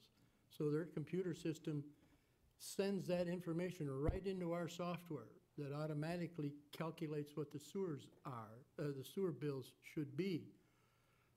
It would take a little maneuvering to store that somehow on, it's gonna be coming in on a monthly basis. It would be a little difficult to convert that to quarterly, but it could be done. But I think there'd be a cost increase to do that. So it just, it's not a money savings move on the township's part or South County's part. It's a convenience to the customers that we were elected to serve. And that's, you know, it's, I have a hard time in spending extra money too, because I can see no financial benefit to the township for doing it that would offset the cost. But you gotta look at it a little different when we're in the service business and not the sales business. Is there some sort of kind of feeling we could get from the, you know, like a poll like we did, like a survey like we did with the Comcast, to kind of get the feeling of, I'm having a hard time with making that move because, you know, I guess from the people I talk to really don't have a problem with it, but you probably hear different. Mr. Steiner? Well, you know, and I've heard from people too. I've heard from people that don't make a lot of money, and I've heard from people that do make plenty of money about the size of the water bills, especially for people who water their lawns, and even people that have the dual meters still have extremely high water bills. You know, and I will say from a service side, that's one opportunity. If you see that bill coming in on a month, you've got a decision you can make right now before that next month you get hit and you spend all your water and you decide, you know, I'm just not going to water it. Now, if they get that bill, everybody's watering their lawn for 3 months, bam, here comes this monster bill. They're like, oh my God, there's a $600 water bill? You know, they're not anticipating it. And so to look at some of the cost issue now, I brought this up before, and I really think that we should talk to the South County Water as well. What about e-billing and auto payment? I mean, it saves a lot of postage if you have e-billing where you can have, you know, it comes up on your statements. You get, I mean, I get it from, you know, gas. I get it from electric. They send you an email. It says, here's what you're going to get charged this month. You click on it, you can open up your account, there it is, there's no postage whatsoever. It seems like a no-brainer, but And- I think Mr. Francis can speak to that as So, to why we but I mean- can't go to that. But, do you want to? Well, that would benefit some people that are computer literate, but we. Well, it doesn't have to be everybody, though. I'm not saying everybody, but people that have that choice can help out as well. I mean, there's a lot of people that do nothing but e-banking. Yeah. Mr. Fredericks? Mr. Francis, do we have any information or data on delinquency? And the only reason I ask that is if we go to a monthly billing, is there information that suggests we would have, I mean, you made the statement, we'll probably have fewer delinquencies, but what do we have now? Is it significant, or is it just a few? I don't know. I've heard a number from South County Water. I want to say it was around 100 a quarter. 100 what? of People? Delinquents. Well, that could be a lot of money. And I could be wrong. Aldi, I think you heard the number too. Well, if you come up to the mic if you're gonna. And the only reason I ask is if we were to reduce the possibility of delinquent payments, this moving to once a month may certainly cover that. Right. And be advantageous from that perspective alone, if that number is available. In terms of what transpired at South County Water is one of the things that they were taking a look at quarterly because their delinquencies might even be over 100 and some. They were looking at cash flow because what happens to them is that people get their quarterly bill, then they don't pay it, then there's like another 30-day period, and then there's usually like another 30-day period a lot of times. So by the time they're not getting their money in terms fast enough. So that's one of the problems they have. And then with water rates going up, they're also looking at people trying to budget for those water bills because they're not going down in the meantime. They're going to be going up. So that was part of the problem. But that's Pryor, not, I understand what you're Right. telling. but our fees don't go up. Right. You know, that's But their problem. I understand what you're saying. But if Right. it's $1 out of 100, then that's not. Well, we could get you, we So, could I get you mean, I the, we think- could get you exact delinquency rate in terms, when I go to the board meeting on Thursday, we can get the exact. I'm just asking Right, the right, so that you all would have it, you know, so you would know exactly what they're facing. But like I said, one of the big issues was their cash flow and waiting for that money Thanks, Al. to come in. Francis? Yep. We do not lose money on delinquencies. Whatever's delinquent goes on their real estate tax bill. And if those go delinquent, the county treasurer makes us whole and then they collect it. Where the savings is to the customer who gets penalties and interest in substantial amounts for those delinquencies. So it's really a move to save our customers that extra cost. It doesn't cost the township anything on delinquencies because we get our money back. A year later. I'm with Lamar. I'd like to That's all. see, I'm I'd like to just see some asking. sort of study, I guess, on how many's delinquent and how many people this is helping for $40,000. Me personally, I guess that's where I'm having a hard time. If only 100 people are affected by this and aren't paying their bills on time, and it would help. I mean, we have you know, how many customers, you know, in Bedford Township? I mean, it's an, you know, I guess I would like to see some sort of, I don't know if you can get some sort of data. I'm sure we can, you know, from South County Water, but I guess I'd like to see a little more justification of to say, hey, you know, 1,000 people are affected by this and can't pay their bills on time, and, you know. Ms. Stenberry? I have a question about the need for, what's the difference between a seasonal and a part-time? Why is it that the seasonal can't do the work that you're asking? Why do we need a part-time? You asking me? I frankly don't see a difference between seasonal and part-time, only that seasonal means it's only at a certain time during the year, like you're extra busy during tax season or extra busy during whatever season. Whereas part-time would be probably an ongoing expenditure, only not full-time. It's part-time for the whole year. So is the seasonal paid $14.79 per hour? Yes. And how many, I've seen, quote, seasonal people working at times where there isn't a season in the township. That's why, I mean, is So there some have I. kind of, It's- yeah. The line's kind of muddled between the two. Okay, so we don't have a definition of that in our personnel policy? I think I just explained what the definition is, and I believe that's in the policy, but I don't have it in front of me. Excuse me. Well, I mean, I just, if we can use seasonal, I don't understand why we're changing the name. And you call it, I mean, you have 4 full-time people in your department, but you call in, quote, seasonal during tax time or anytime you need somebody, whether it's tax time or not? Yes, we have. Okay, so I mean, that's my point. I don't see the need, but, Well, at some point, if you're gonna keep her, you know what I mean, if she's gonna be an employee, I guess you would have to move to some point to make her, you know, it's just like Josh Rozak in the assessing. We see the long-term need for Josh, so what's the point of keeping him seasonal? We turn him into a part-time. We could have kept Josh Rozak seasonal for 10 years. But I think the difference is they're not a seasonal employee. They're an employee that's gonna be there year-round.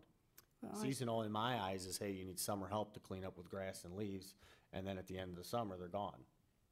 Paul doesn't have an end date with monthly bills. I understand what you're saying, but I've been in the township and seen a new employee and said, who is this? And it's been a seasonal employee, but there's no season for it to be. Okay, my other question is, do we need that seasonal employee for this? I mean, We have 4 people there. I've asked in the past for some criteria of how many people pay by credit card, how many people come in. I have never seen a lineup in, to pay. I suppose maybe at tax time you have lineups, but I guess I don't see the need for an additional person with 4 full-time people. And if I could see some kind of accounting of how many people, send in a check, how many people pay by credit card, how many, online. I think that to me, that's a reason to say we need an extra person in there. But I haven't gotten that. I've asked for it many times, haven't gotten it. Okay, any more discussion? Mr. Francis? Well, you haven't asked me for that, or you would have gotten it. I can get that information.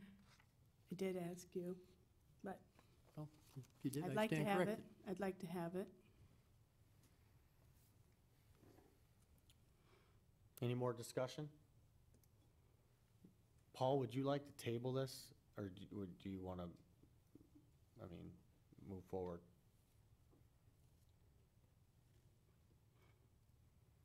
Well, I'd prefer moving forward, but I sense that there's some opposition on why this is even being done at all. I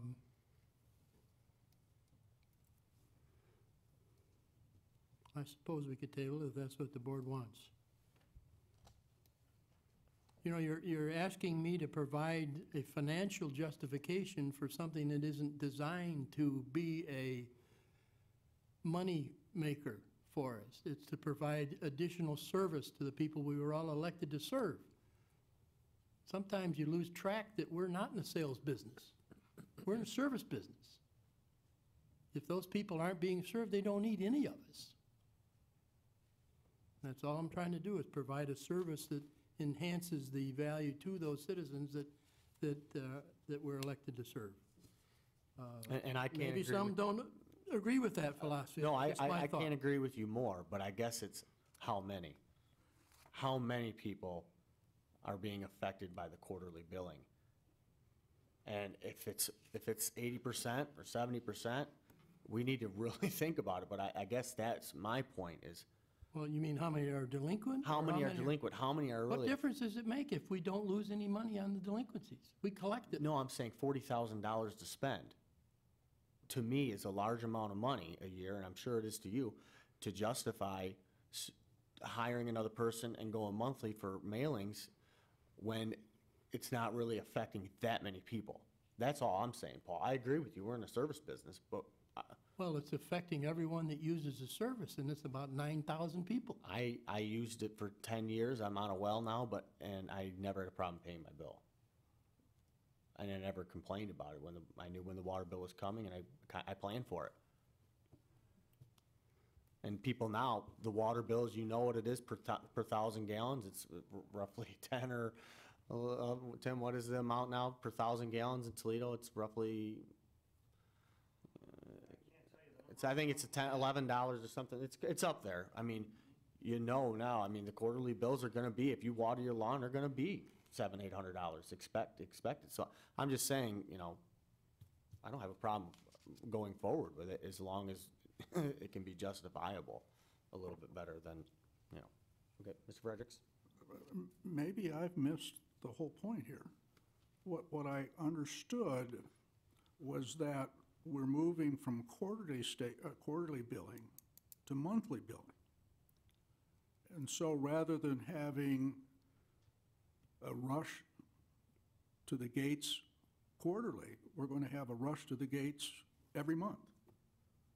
Is that not what we're looking at? And as a result, rather than have a part-time person once a quarter to handle the bills, we're looking at the cost of having a person monthly. Is that what I'm understanding? I don't think we need a person to handle them. I'm just asking the question. They've always handled it without a Okay. person.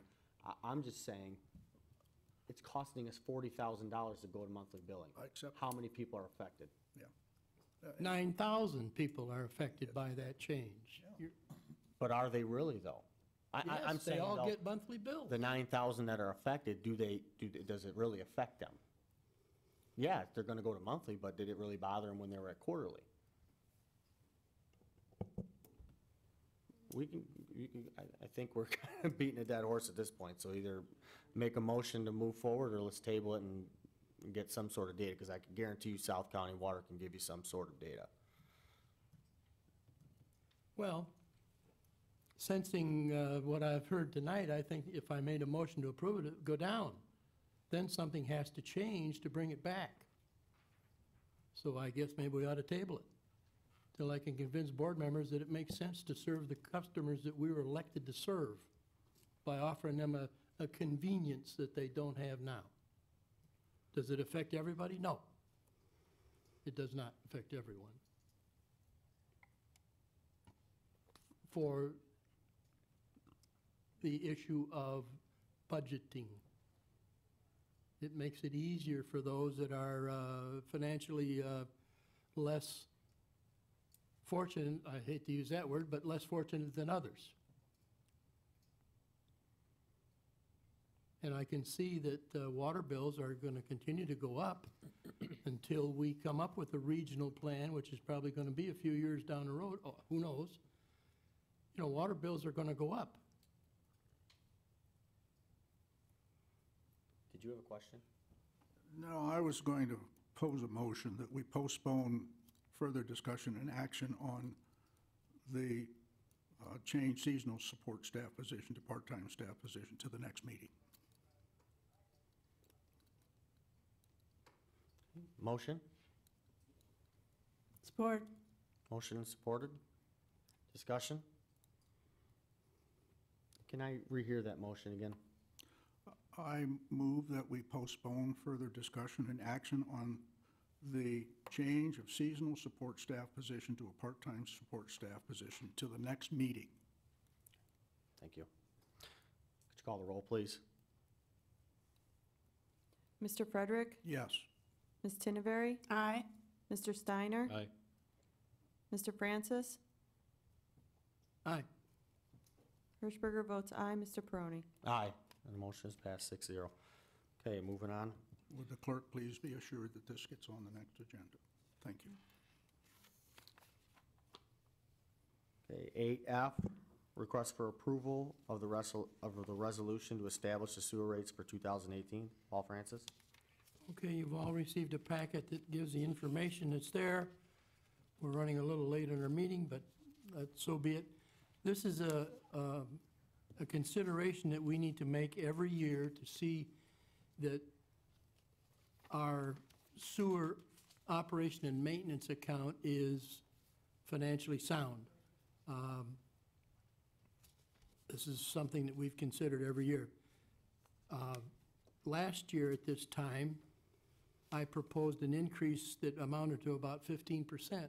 And at that point in time, we thought that for the next 2 or 3 years on top of this, it would be in the neighborhood of another 15% increase. Since a year ago, things have changed. We have come up with a plan where we're borrowing less money for the $12 million sewer improvement upgrade, which reduces our financing costs or our debt service costs. Part of the, which is good, part of the study for the sewer system upgrade, that $12 million I spoke to, the state requires an independent analysis be made of the funding arrangement. How are we going to pay for that $12 million? And it's all based on the rate that we charge to operate our sewer system. That independent analyst was from Ann Arbor, a really sharp guy, and he looked at the way that we project costs and how we come up with these quarterly or monthly, if we should go to monthly, the amounts. And he studied it, and he agrees with the procedure that we were using, and he forecasted on out 5 more years on top. And because the interest rate that I plugged in a year ago is a lot less. I assumed back then, early on, that we would be borrowing all of the money, and I used a rate, not knowing what the state was gonna give us, of 3.5%. Well, we have qualified for a low interest loan from the state in the neighborhood of 2%. And when you're borrowing $11 million, that's a lot of money. So that downsized the amount of money that we need to collect to cover the debt service.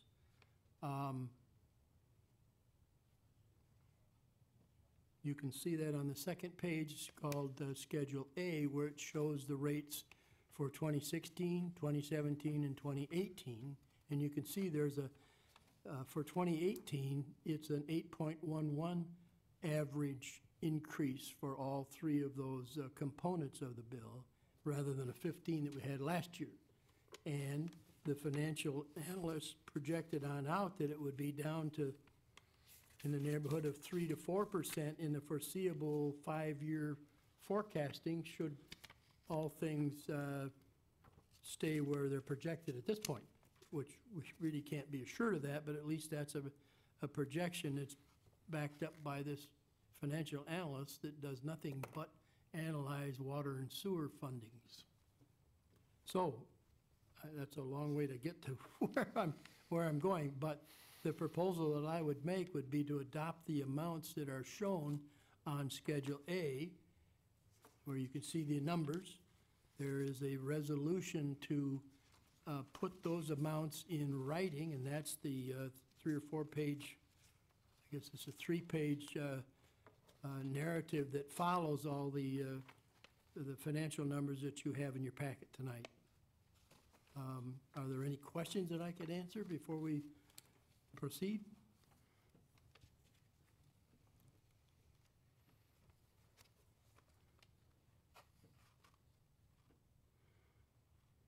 Hearing none, I guess I move that we adopt the resolution to set the sanitary sewer service system rates to the amount shown in Schedule A, which results in an average of 8.11% for an average quarterly bill. Okay, motion. Please. Paul, could you say for 2018? Oh, I'm sorry. Yes, you're right. You supporting? Yes. Okay, motion is supported. Discussion? Seeing none, could you call the roll, please? Mr. Francis? Aye. Mr. Frederick? Aye. Ms. Tinnevery? Aye. Mr. Steiner? Aye. Hirschberger votes aye. Mr. Peroni? Aye, and the motion is passed 6-0. Okay, 8G, request for approval to reactivate the Economic Development Committee. Al, if you want to come on up to help answer some questions. This was brought up when the Lewis Avenue Corridor Redevelopment Committee was formed. This was brought up when I was at the I-75 corridor study. That was spoke at the chamber about a month ago of how Tim Lake and his team of one person, 2 people total, including himself, they need help, they need support, they need us to get more on board. So discussions started happening of bringing this back, and that's part of the reason Mr. Goldsmith is here, so he could kind of speak on how it was taken away and now how we can bring it back and what we need to do. So if you want to kind of speak first on that, and then Mr. Pryor, if you kind of want to get into a little bit more. Thank you, Mr. Supervisor. The EDC, the Economic Development Committee, has been inactive now for several years. And we're still on file and registered with the Secretary of State's office, the Great Seal of the state of Michigan. So really, all that need be done if the board decides to reactivate the Economic Development Committee is to appoint members, board members. There has to be a minimum of 9 members. No more than 3 can be officers or elected officials of the township board. So you can have 3 people from the board or Or 1, correct? or 1. Okay. It doesn't have to be 3. Okay. no more than 3. The board members are appointed by the township supervisor with the consent and acceptance of the township board. So, as is the case on many committees, those appointments could be offered by the supervisor, but the board needs to be aware of who those individuals are and consent to those appointments. So that's where we're at. And the appointments should be done as if we are starting new, fresh, meaning that they need to be staggered. So by the statute, it states that directors shall be appointed for terms of 6 years, except of the directors first appointed. So that's really where we're at this point. We don't have any directors. So 4 shall be appointed for 6 years, 1 for 5 years, 1 for 4 years, 1 for 3 years, 1 for 2 years, and 1 for 1 year. So that's how the appointments should be made if the board decides to reactivate the committee, which has been dormant for some time now. If the board sees the need for doing that, that's how we should proceed. We're registered. We don't have to do anything with the Secretary of State. We've had to keep the EDC, although on inactive status, we've had to keep it because some of our projects have gone through the EDC, and as they're paid off, they need to be signed off by the EDC. So that's it in a nutshell. Mr. Pryor, if you want to kind of expand a little bit on Could I just say something? I hesitate to correct the attorney, but we're talking about Economic Development Corporation, aren't we? Not a committee. Yeah, it's the EDC, the Economic Development Corporation. You called it a committee. It says committee on the sheet here. It's treated differently than a committee. Yeah, it's statutorily provided for, and that's what I was citing from the statute. It is the Economic Development Corporation. It has directors who are appointed by the supervisor with the approval of the township board. But do they or do they not have a higher level commitment than a committee? Than our beautification committee or law enforcement committee? My understanding that the incorporation of that board was far more than just setting up a committee. It's not a committee. It is Okay. it is a corporation. It's the Economic Development Corporation, Okay. which shall consist of not less than 9 members. So they are directors of the Economic Development Corporation. And this isn't to do away with Tim Lake and his team. They do an amazing job. We just, need to be a bigger arm of that. Mr. Pryor? In terms, this is where SEMCOG has been really vital because I've attended meetings on economic development. I went to their classes and so on, and the people that I'm interfacing with, a lot of them do have an economic development committee or corporation in terms of doing this, especially for a township of our size. I think years past when people heard economic development, it was strictly, oh, we need to bring in new businesses, and that's really not the case anymore because economic development is really branding your community, getting outside your community, attracting people to your community, bringing an educational component in, like for example, Monroe County Community College, you have Spring Arbor.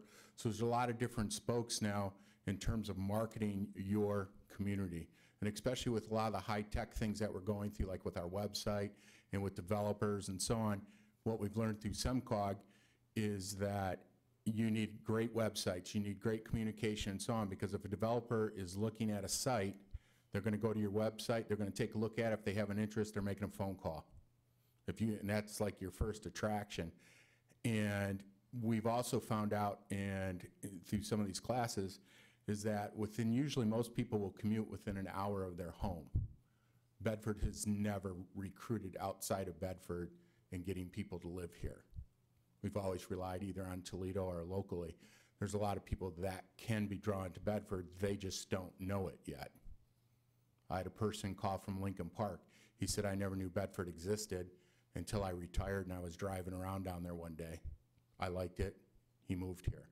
So economic development's a little bit different these days, And in terms of getting grants, redevelopment, and so on, it's good to have an economic development committee with the right people, with the right mix of educators, marketing people, business people, and so on, to make it work. So it's not a committee or corporation or whatever that is going to be a beautification or let's get a sidewalk or whatever. It's about your whole community for all of Bedford. Lewis Avenue is just one portion. This covers the whole township in terms of what's transpiring. And it's vital that we start reaching out because in terms, we've all been through a recession, and I don't think we can ever rest on our laurels to say we're never going to have another one. So growth is important. And what's also too, what I found out, what other economic development committees do, they also research their properties, and this is something we can also do. They find out their properties that are available, they create a vision for what they want for that property, and then they go find somebody to do that vision. And they go out and recruit those companies and say, look, we've got this 15-acre parcel. We think that'd be great for maybe a Mayberry concept. Or we have an industrial piece we think would be great. And then you start marketing that outside of your area. So those are the things that are transpiring in Michigan. There's been a lot of success stories in terms of townships, cities being revitalized, and so on, and looking at different things in terms. One, for example, it was up towards the north where they totally rebranded. They started looking at what is their identity as a community. And they came up with some great promotions and so on. I think we can look at a little bit to some of the things that have happened. If we look at Dundee, when they didn't have Cabela's, I used to ride my bike up there to the Grapevine for breakfast. That was about it. Cabela's comes, next thing you know, everybody else is coming. Next thing you know, we're dodging traffic getting there. So those are some of the things that were transpiring. This is all kind of came out of a lot of meetings at SEMCOG, their different reports, different things that other entities are doing. We think in Bedford, we have some real quality people here that could really do something on this Economic Development Corporation to push Bedford forward. Okay, discussion, questions for Al or myself? Ms. Tinneberry? Well, my point is that the corporation is far more, it's just different than a committee. I mean, we need to decide if we're going to just set up a committee that helps with economic development, or if we're going to reactivate the corporation. And if we do, we don't have to do that by resolution, Phil? I mean, it seemed... It's never been disbanded. It's, we would appoint, the supervisor appoints corporation board of directors with the advice and consent of the board. But we are still recognized, that EDC is still recognized as a viable corporation by the state of Michigan. So to become active again, it would simply take the board deciding that's the direction you want to go in, and then having a board of directors appointed So the term with the staggered economic terms. committee, economic development committee should never have been. Yeah, and forgive me if I use that term. And it It's a- was development before, or economic, it was corporation before. Yes, it is a corporation. Nothing's changing. It's a corporation, it's provided for by statute. There are a board of directors, those are the 9 members of the board of directors that we're speaking of that would be appointed in staggered terms. And it has a specific statutory purpose, and that is to, and you know, you could all, when you have time, you could take a look at the statute, but it's really to bring economic development to the township for corporations, publicly owned corporations, employee-owned corporations, to assist and enhance, to seek out grants and things of that nature for and on behalf of the township. But it is an actual corporation, and it still is a corporation. We just don't currently have a board of directors. I think that we all should be given a copy of those articles of incorporation to better understand the difference between that specific group and other committees. Then my other question is, so you're suggesting we continue to pay the Monroe County Business Development Corporation the money that we pay them, and we're gonna pay a board to do the same thing? That was one of the reasons that we deactivated, I suppose is the term now, the EDC, was because Tim Lake was gonna come in, or his corporation was gonna come in and do the work. So This we're will be gonna- a non-paid committee. Corporation. Corporation. Directors. The term committee's always been used for some reason, but we didn't plan on it being a paid corporation. Mr. Steiner? Well, and that was to my point. I was going to ask the question whether this was going to be paid or unpaid, and then we, look at 9 members. I remember that was one of the first things that I did when I got involved with Bedford Township was the EDC. At that time, Mr. Frederick was the supervisor. After a few years, I went to the supervisor and I said to him that my opinion was that the EDC was not doing much more than having meetings. There was a little bit going on, but I didn't see any real benefit at the time. We had no good direction. It did not get dissolved at that time because after some time, there was finally some things started to happen. My concern is at this time, having 9 people that are going to step up to the plate on a regular basis for the EDC. I know Tim Lake needs help, but if we've got like the Lewis Avenue corridor, part of that group, can't we expand upon some of their functions other than just Lewis Avenue corridor if they're interested? Instead of just adding another layer on again. It's unfortunate that everybody that seems to volunteer is always the same people that volunteer for committees, whether it's governmental, whether it's church groups, whether it's whatever. And the same people keep getting tapped, and we don't get enough new people, it seems, that want to put that time in on their own time. Even a paid committee is difficult. And I think 9 members is going to be tough to come up with. I mean, unless somebody can prove me wrong right now, I think 9 members is going to be tough to come up with in the current times with everybody's lives stretched.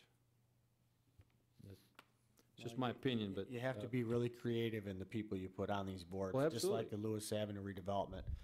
You have 7 people that pretty much can meet whenever. They don't go to work 50, 60 hours a week during the day, come home. These guys, own companies, are retired, are state reps, or who, you know what I'm saying? They're available. Yeah, when you're getting into the evening times and you're dealing with guys that have families, forget about it. And that are extremely busy, forget about it. But when you deal with the right people and you get creative in who you put on, there's a lot of people out there. We've met a lot of people in the last year that would be more than willing to step up. So, I mean, I see a value in it if it works right. It's not paid. It's not costing us anything. So, I mean, I think it'd at least be worth a shot. And they would have some direction from Tim Lake. Ms. Tinderberry?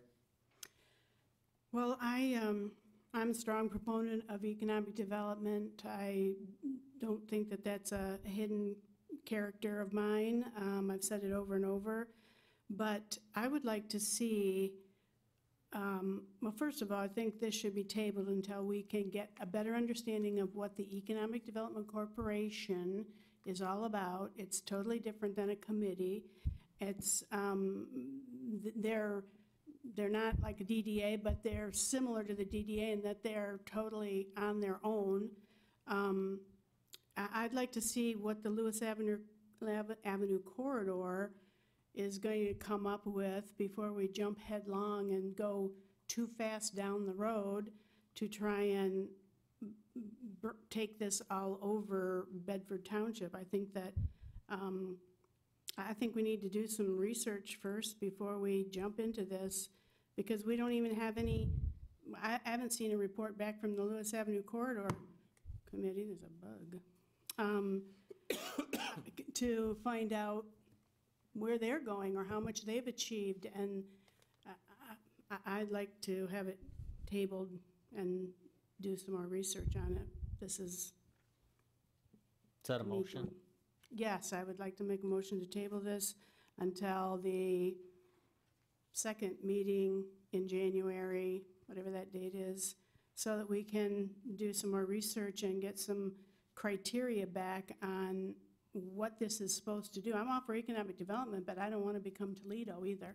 So I think that we need to have some kind of framework that this is based on, and, okay, motion to table till Okay. second meeting. Do you have support? I'll support it. Motion and supported, discussion, Mr. Steiner? I'd like to, because I was just getting ready to say I seconded myself.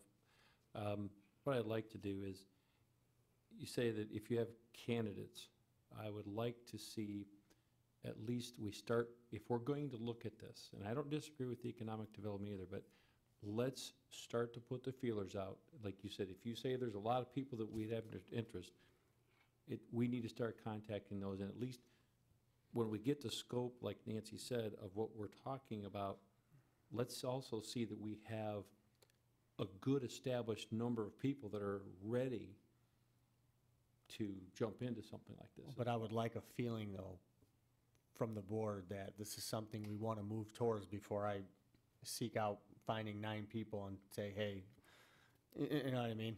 Mhm. I would like kind of some sort of, hey, we're good with this if we could find the right people. I'm sure we could find 9 But I think very what she well-qualified said, people. I think what she said is at least showing and establishing that, like, providing that criterion information plus what I added as a friendly amendment. I think that's the direction, to me, that sounds, I mean, tell me if I'm wrong, Nancy, that sounds like what we're talking about is, yes, we want to look into this to move forward, not to say, oh, forget it. We just want to justify why we're doing it. Okay. Mr. Fredericks? Historically, the EDC was active in the development of our industrial park, both of them. And there were at times opportunities for commercial grants that the EDC could work with. The commercial grants went away. You couldn't get them anymore. And that was when Mr. Steiner said, what are we doing here? What is this group doing? Because there was no more room in our industrial park. There was no real incentive to work with businesses because you couldn't get grants to help them. I agree that economic development within our township is important. But we've got a Lewis Avenue corridor. We've got an EDC that somebody wants to now start. We've got a DDA. Who is going to be managing all of this? Because we're just a few people here. And I've heard you say several times, Mr. Supervisor, I don't have time for some of this stuff. So before we take the next step, let's understand who's going to be watching over this EDC. What is its goal and objective? I think that's important. Are we going to have to fund it? Because I heard Mr. Pryor say we're going to brand this and we're going to do all these things. That's super. But you can't do that without money. Are we prepared then to give them a budget to work with? I think we need to understand that. That's all. I agree we should bring this thing back if in fact it can do what it says it can do. Tim Lake does a lot of great things. We can do better. We can do better because we're here, we're local. We understand what our businesses need. We understand what our manufacturing people need. But I guess I would like to see a little bit of a, where's this thing going, I guess? Okay. And that can be just a short memo for all of us, and we can figure out, okay, I'll look at the statute, I don't have any trouble with that. And just a short memo from you and or from Mr. Pryor or wherever you choose, here's how I see it going forward. then I think we can make the decision really quickly. Ms. Hirschberger? I was looking back at the minutes from 2014 when we did this, and Ms. Tinneberry had said that Tim Lake was willing to work with a small committee of 4 to 5 on a quarterly basis. Do you know if that ever happened? You did not. So maybe we could get Tim Lake in here too to find out what happened, because we've been paying that group. And he 4 or was 5 willing to people, pour- what 4 or 5 people? It says a small committee of 4 or 5 on a quarterly basis. Yeah. I just I mean, would he's- like him he's to part come of our- in. He's part of our Lewis Avenue redevelopment committee too. I mean, he's, you know. I just think it would be nice for him to come in and talk to us too. Okay. Mr. Supervisor, just so the board is fully informed on cost, the statute does say that directors shall serve without salary, but may, it's not required, may be reimbursed their actual expenses incurred in the performance of their official duties, and may receive a per diem of not more than $50. So that's right out of the statute. I wanted the board to be aware of that. Okay, thank you. I'm not suggesting they be paid. I'm suggesting that we might want to consider, as they develop how they're going forward, what the budget might be to support their action. I don't think we need to pay them. Okay. That's just my view. Thank you. Okay, all right, moving on to, could you call the roll, please? Ms. Tinneberry? Aye. Hirschberger votes aye. Mr. Francis? Aye. Excuse Mr. Frederick? Aye. Mr. Steiner? Aye. Mr. Peroni? Aye, the motion passed 6-0. 8, comments from the public, comments limited to 5 minutes for each individual. Sure.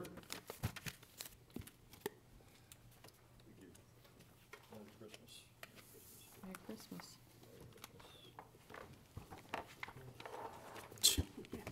Thank you.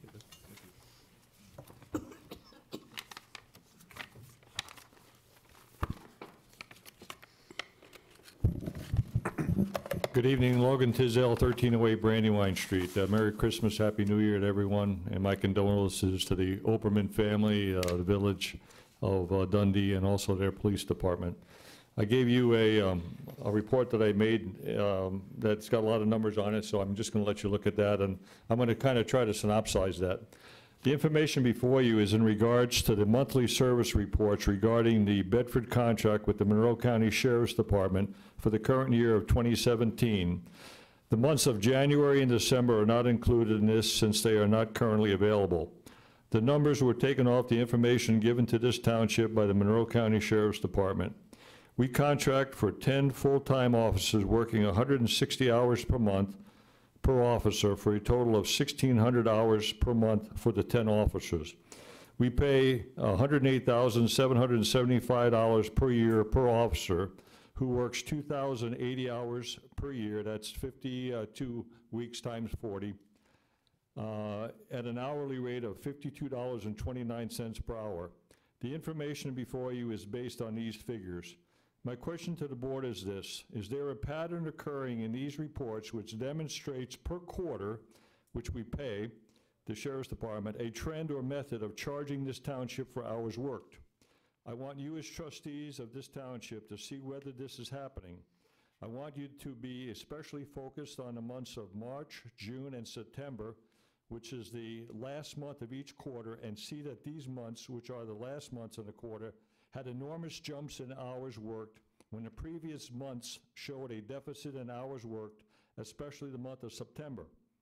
After the third quarter, they had logged 98.5 hours over the contract hours, and this does not include the 128.95 hours over in the first quarter, which cannot be added as yet since the January report was not made available to the township clerk and whose hours are unknown.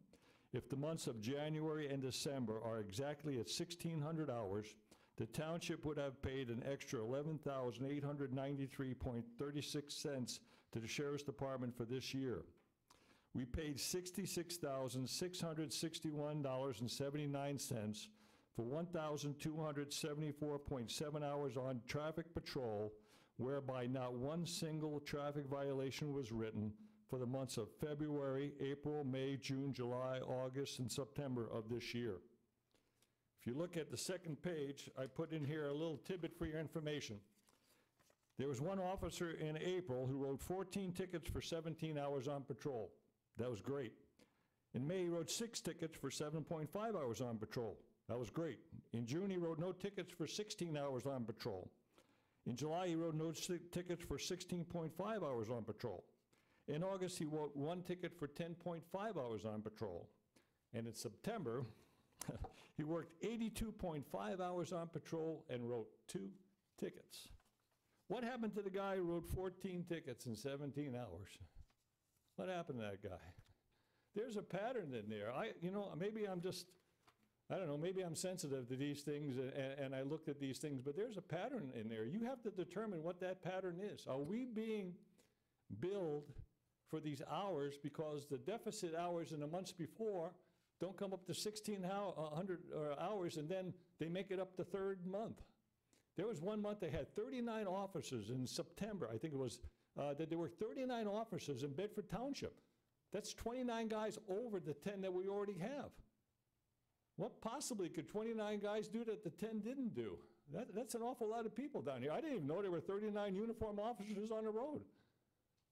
So how does that, in your mind, how do you play that out? How do you see that as the trustees in this township? We're talking about a lot of money here. A lot of money. I gave you some numbers there that they go $66,000 and not one traffic citation written in over 1,200 hours. That's like working one officer for 7 months and 3 weeks and not writing one single traffic ticket. 7 months and 3 weeks riding up and down the road on traffic patrol and not writing one single ticket. Well, the same thing as one officer working 31 weeks at 40 hours a week, not writing one single traffic ticket. Somebody called it, I say it's a pandemic. You tell me what it is. Pandemics have to do with diseases. This isn't a pandemic. It doesn't affect everybody. It only affects the people that live here and the people that travel our roads.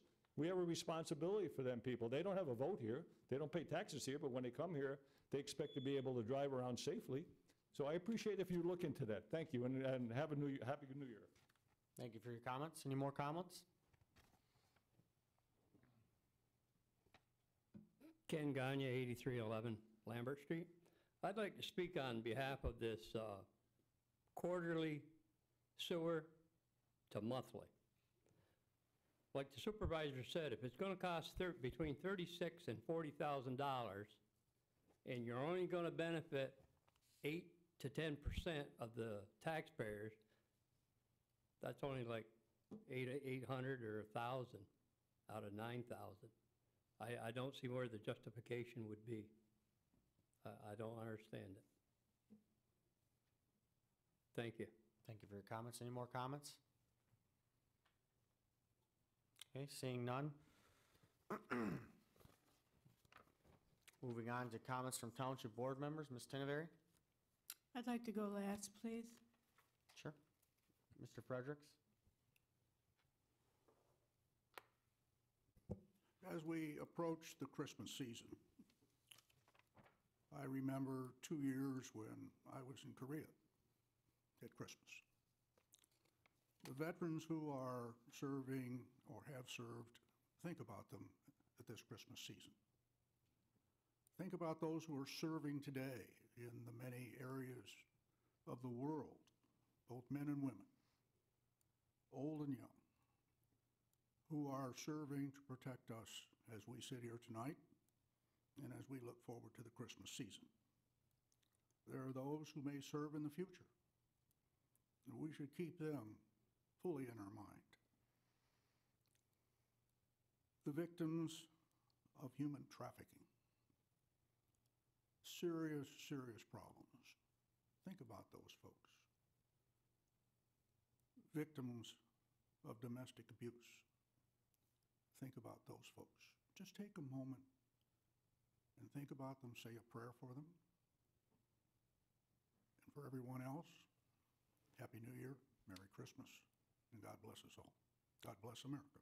Thank you. Thank you. Mr. Steiner? Well, I would have to say all of us feel the same sentiments as what Mr. Frederick just stated. I would also like to say that there are many people out there that are less fortunate than we are.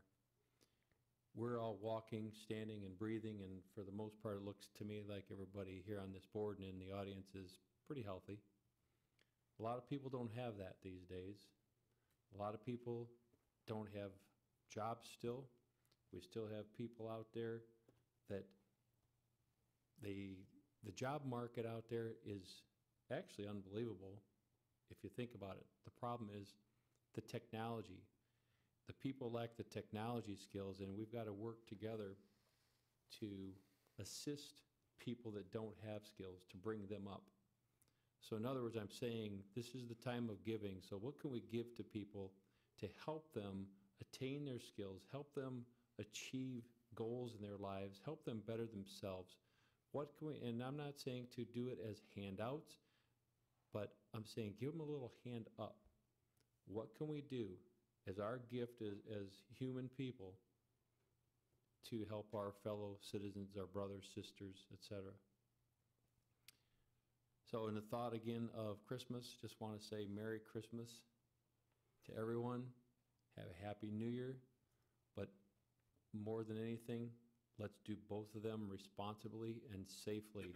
If we do celebrate by any chance with any type of alcoholic beverages, we all owe it to ourselves and our fellow man to do it responsibly and hopefully do it when you don't have to go any place to begin with in a vehicle. Unfortunately, and I would say Mr. Tisdale could probably attest to it, I've heard so many times that people that have been on the roadways, the person that is intoxicated that causes the accident, they seem to do better in many cases because they don't necessarily see it coming. Their bodies are more limber and limp at the time, whereas if somebody sees an accident coming at them, they tense up and they sometimes try to alleviate that accident and make drastic maneuvers in their vehicles, and they end up being the ones killed or badly injured more than the people that are intoxicated.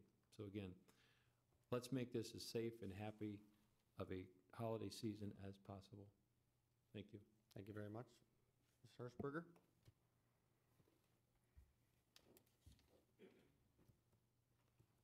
Just a few, let me turn this back on.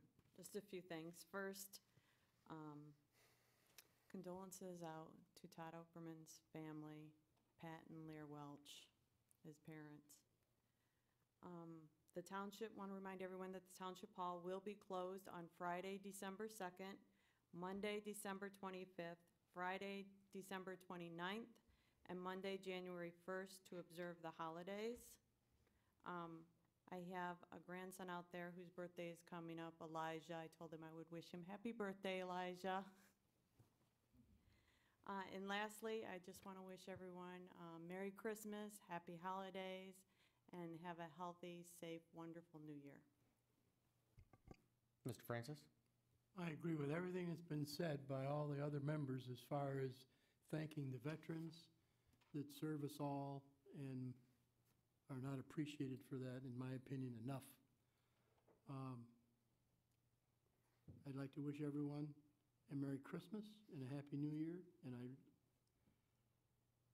don't need to remind folks what Christmas is really about. It's not really about presents. It's celebrating the birth of Christ, which, whether you believe it or not, affects us all.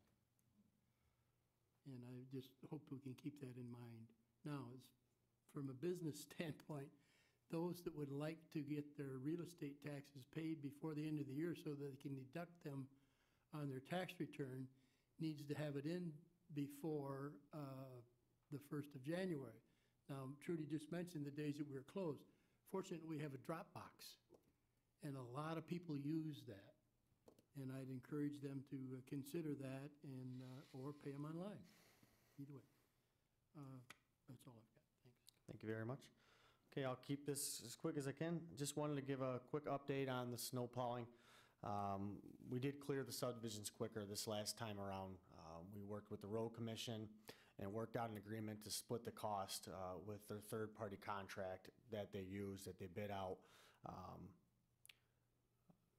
It was successful. They did a good job, but I needed it to be done in the first 8 hours to 10 hours in order for it to be a true success. And in order for us not to smash our budget. So we're looking and working with the road commission further with this situation. We're looking to figure it out, and I'm working very close with them. So look for, possible triggers that we might come up with, whether it's 6 inches to where we pull the trigger to spend the money that we budgeted this year. So we'll keep working on that. The Veterans Committee is going to give us an update at the next board meeting on some changes that they will have to help the veteran community. And I would like to wish this staff a Merry Christmas to all the trustees and fellow co-workers, fire department, sheriff's department, and residents of Bedford. And I agree with everything that's been said. I don't think I need to say it again with the veterans, and you guys really hit it well. So, and I'm looking forward to an exciting new year. But I would like to say a couple things with the service. That 40,000 that I was talking about, it will be served to the people in other areas. 4 or 5 years, that's $250,000 to fix a road. That service that doesn't go to that could be used for another. I mean, that 40,000 would fully fund the snow plowing to remove the snow off the subdivisions. People, we got to choose which ones we want to pick. What's more important, quarterly bill or, which I'm not saying that we don't need after seeing some data, but, or clearing the subdivision roads. And I got a feeling a lot of people would pick, I want my subdivision road cleared in the first 8 hours, or I want that northern road fixed in 5 years. I mean, if we don't use it there, it's going to get used as everything we do serves the public, and service is on all of our minds. So, and to what your report, I mean, I don't know what to say about it. I mean, the sheriff won't meet with me to talk about it. So I mean, it's kind of I don't know what to tell you. I don't know what to do about it, but we are looking,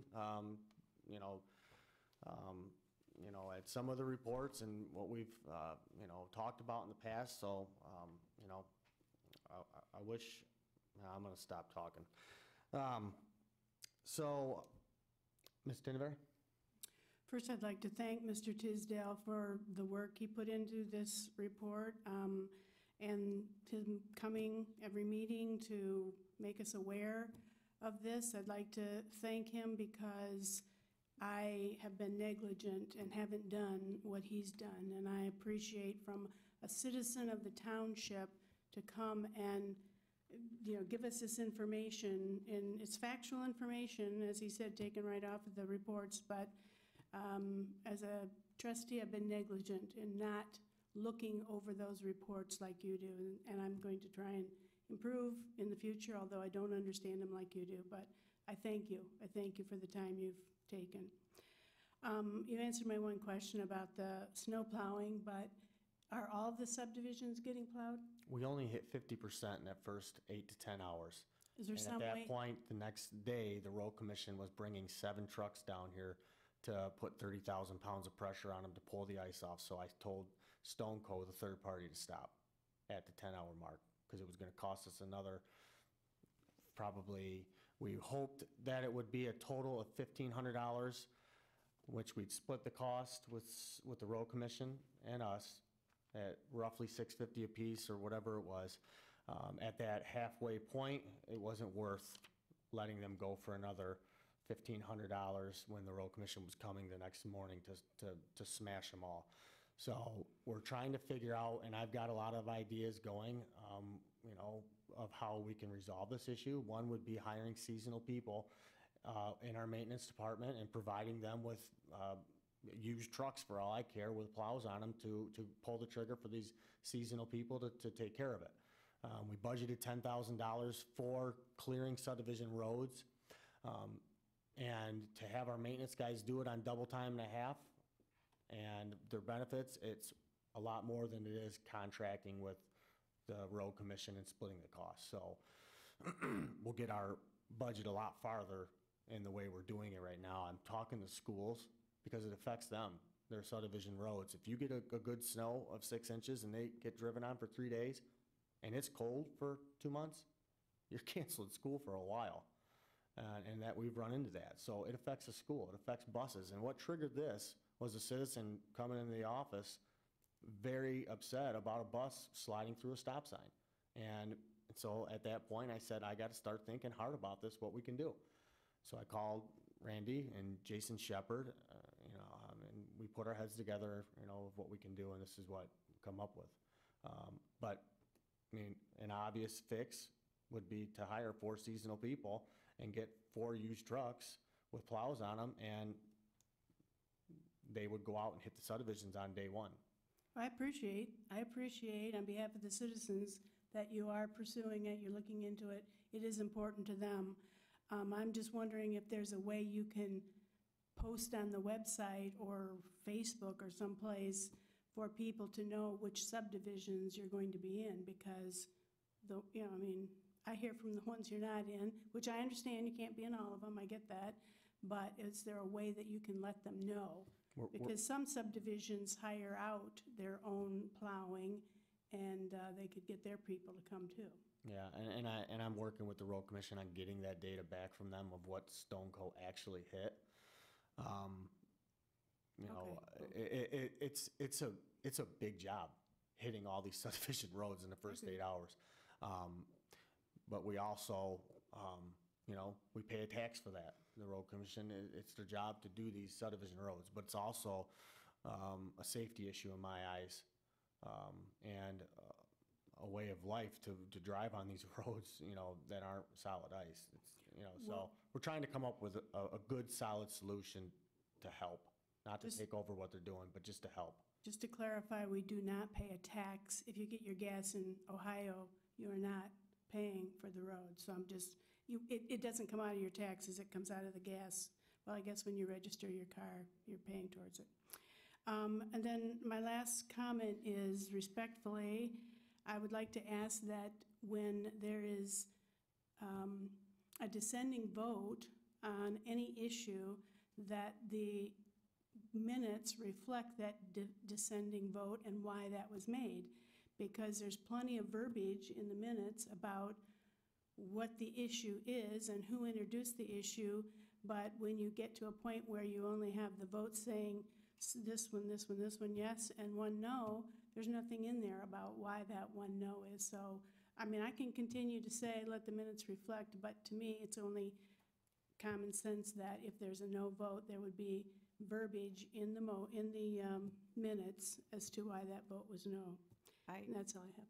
I would appreciate if you just keep saying why, because then I have your verbiage correct, and I'm not guessing why you're voting no. So, okay. On my behalf, I like when you say why. That's all. Okay, with no further comments, we stand adjourned.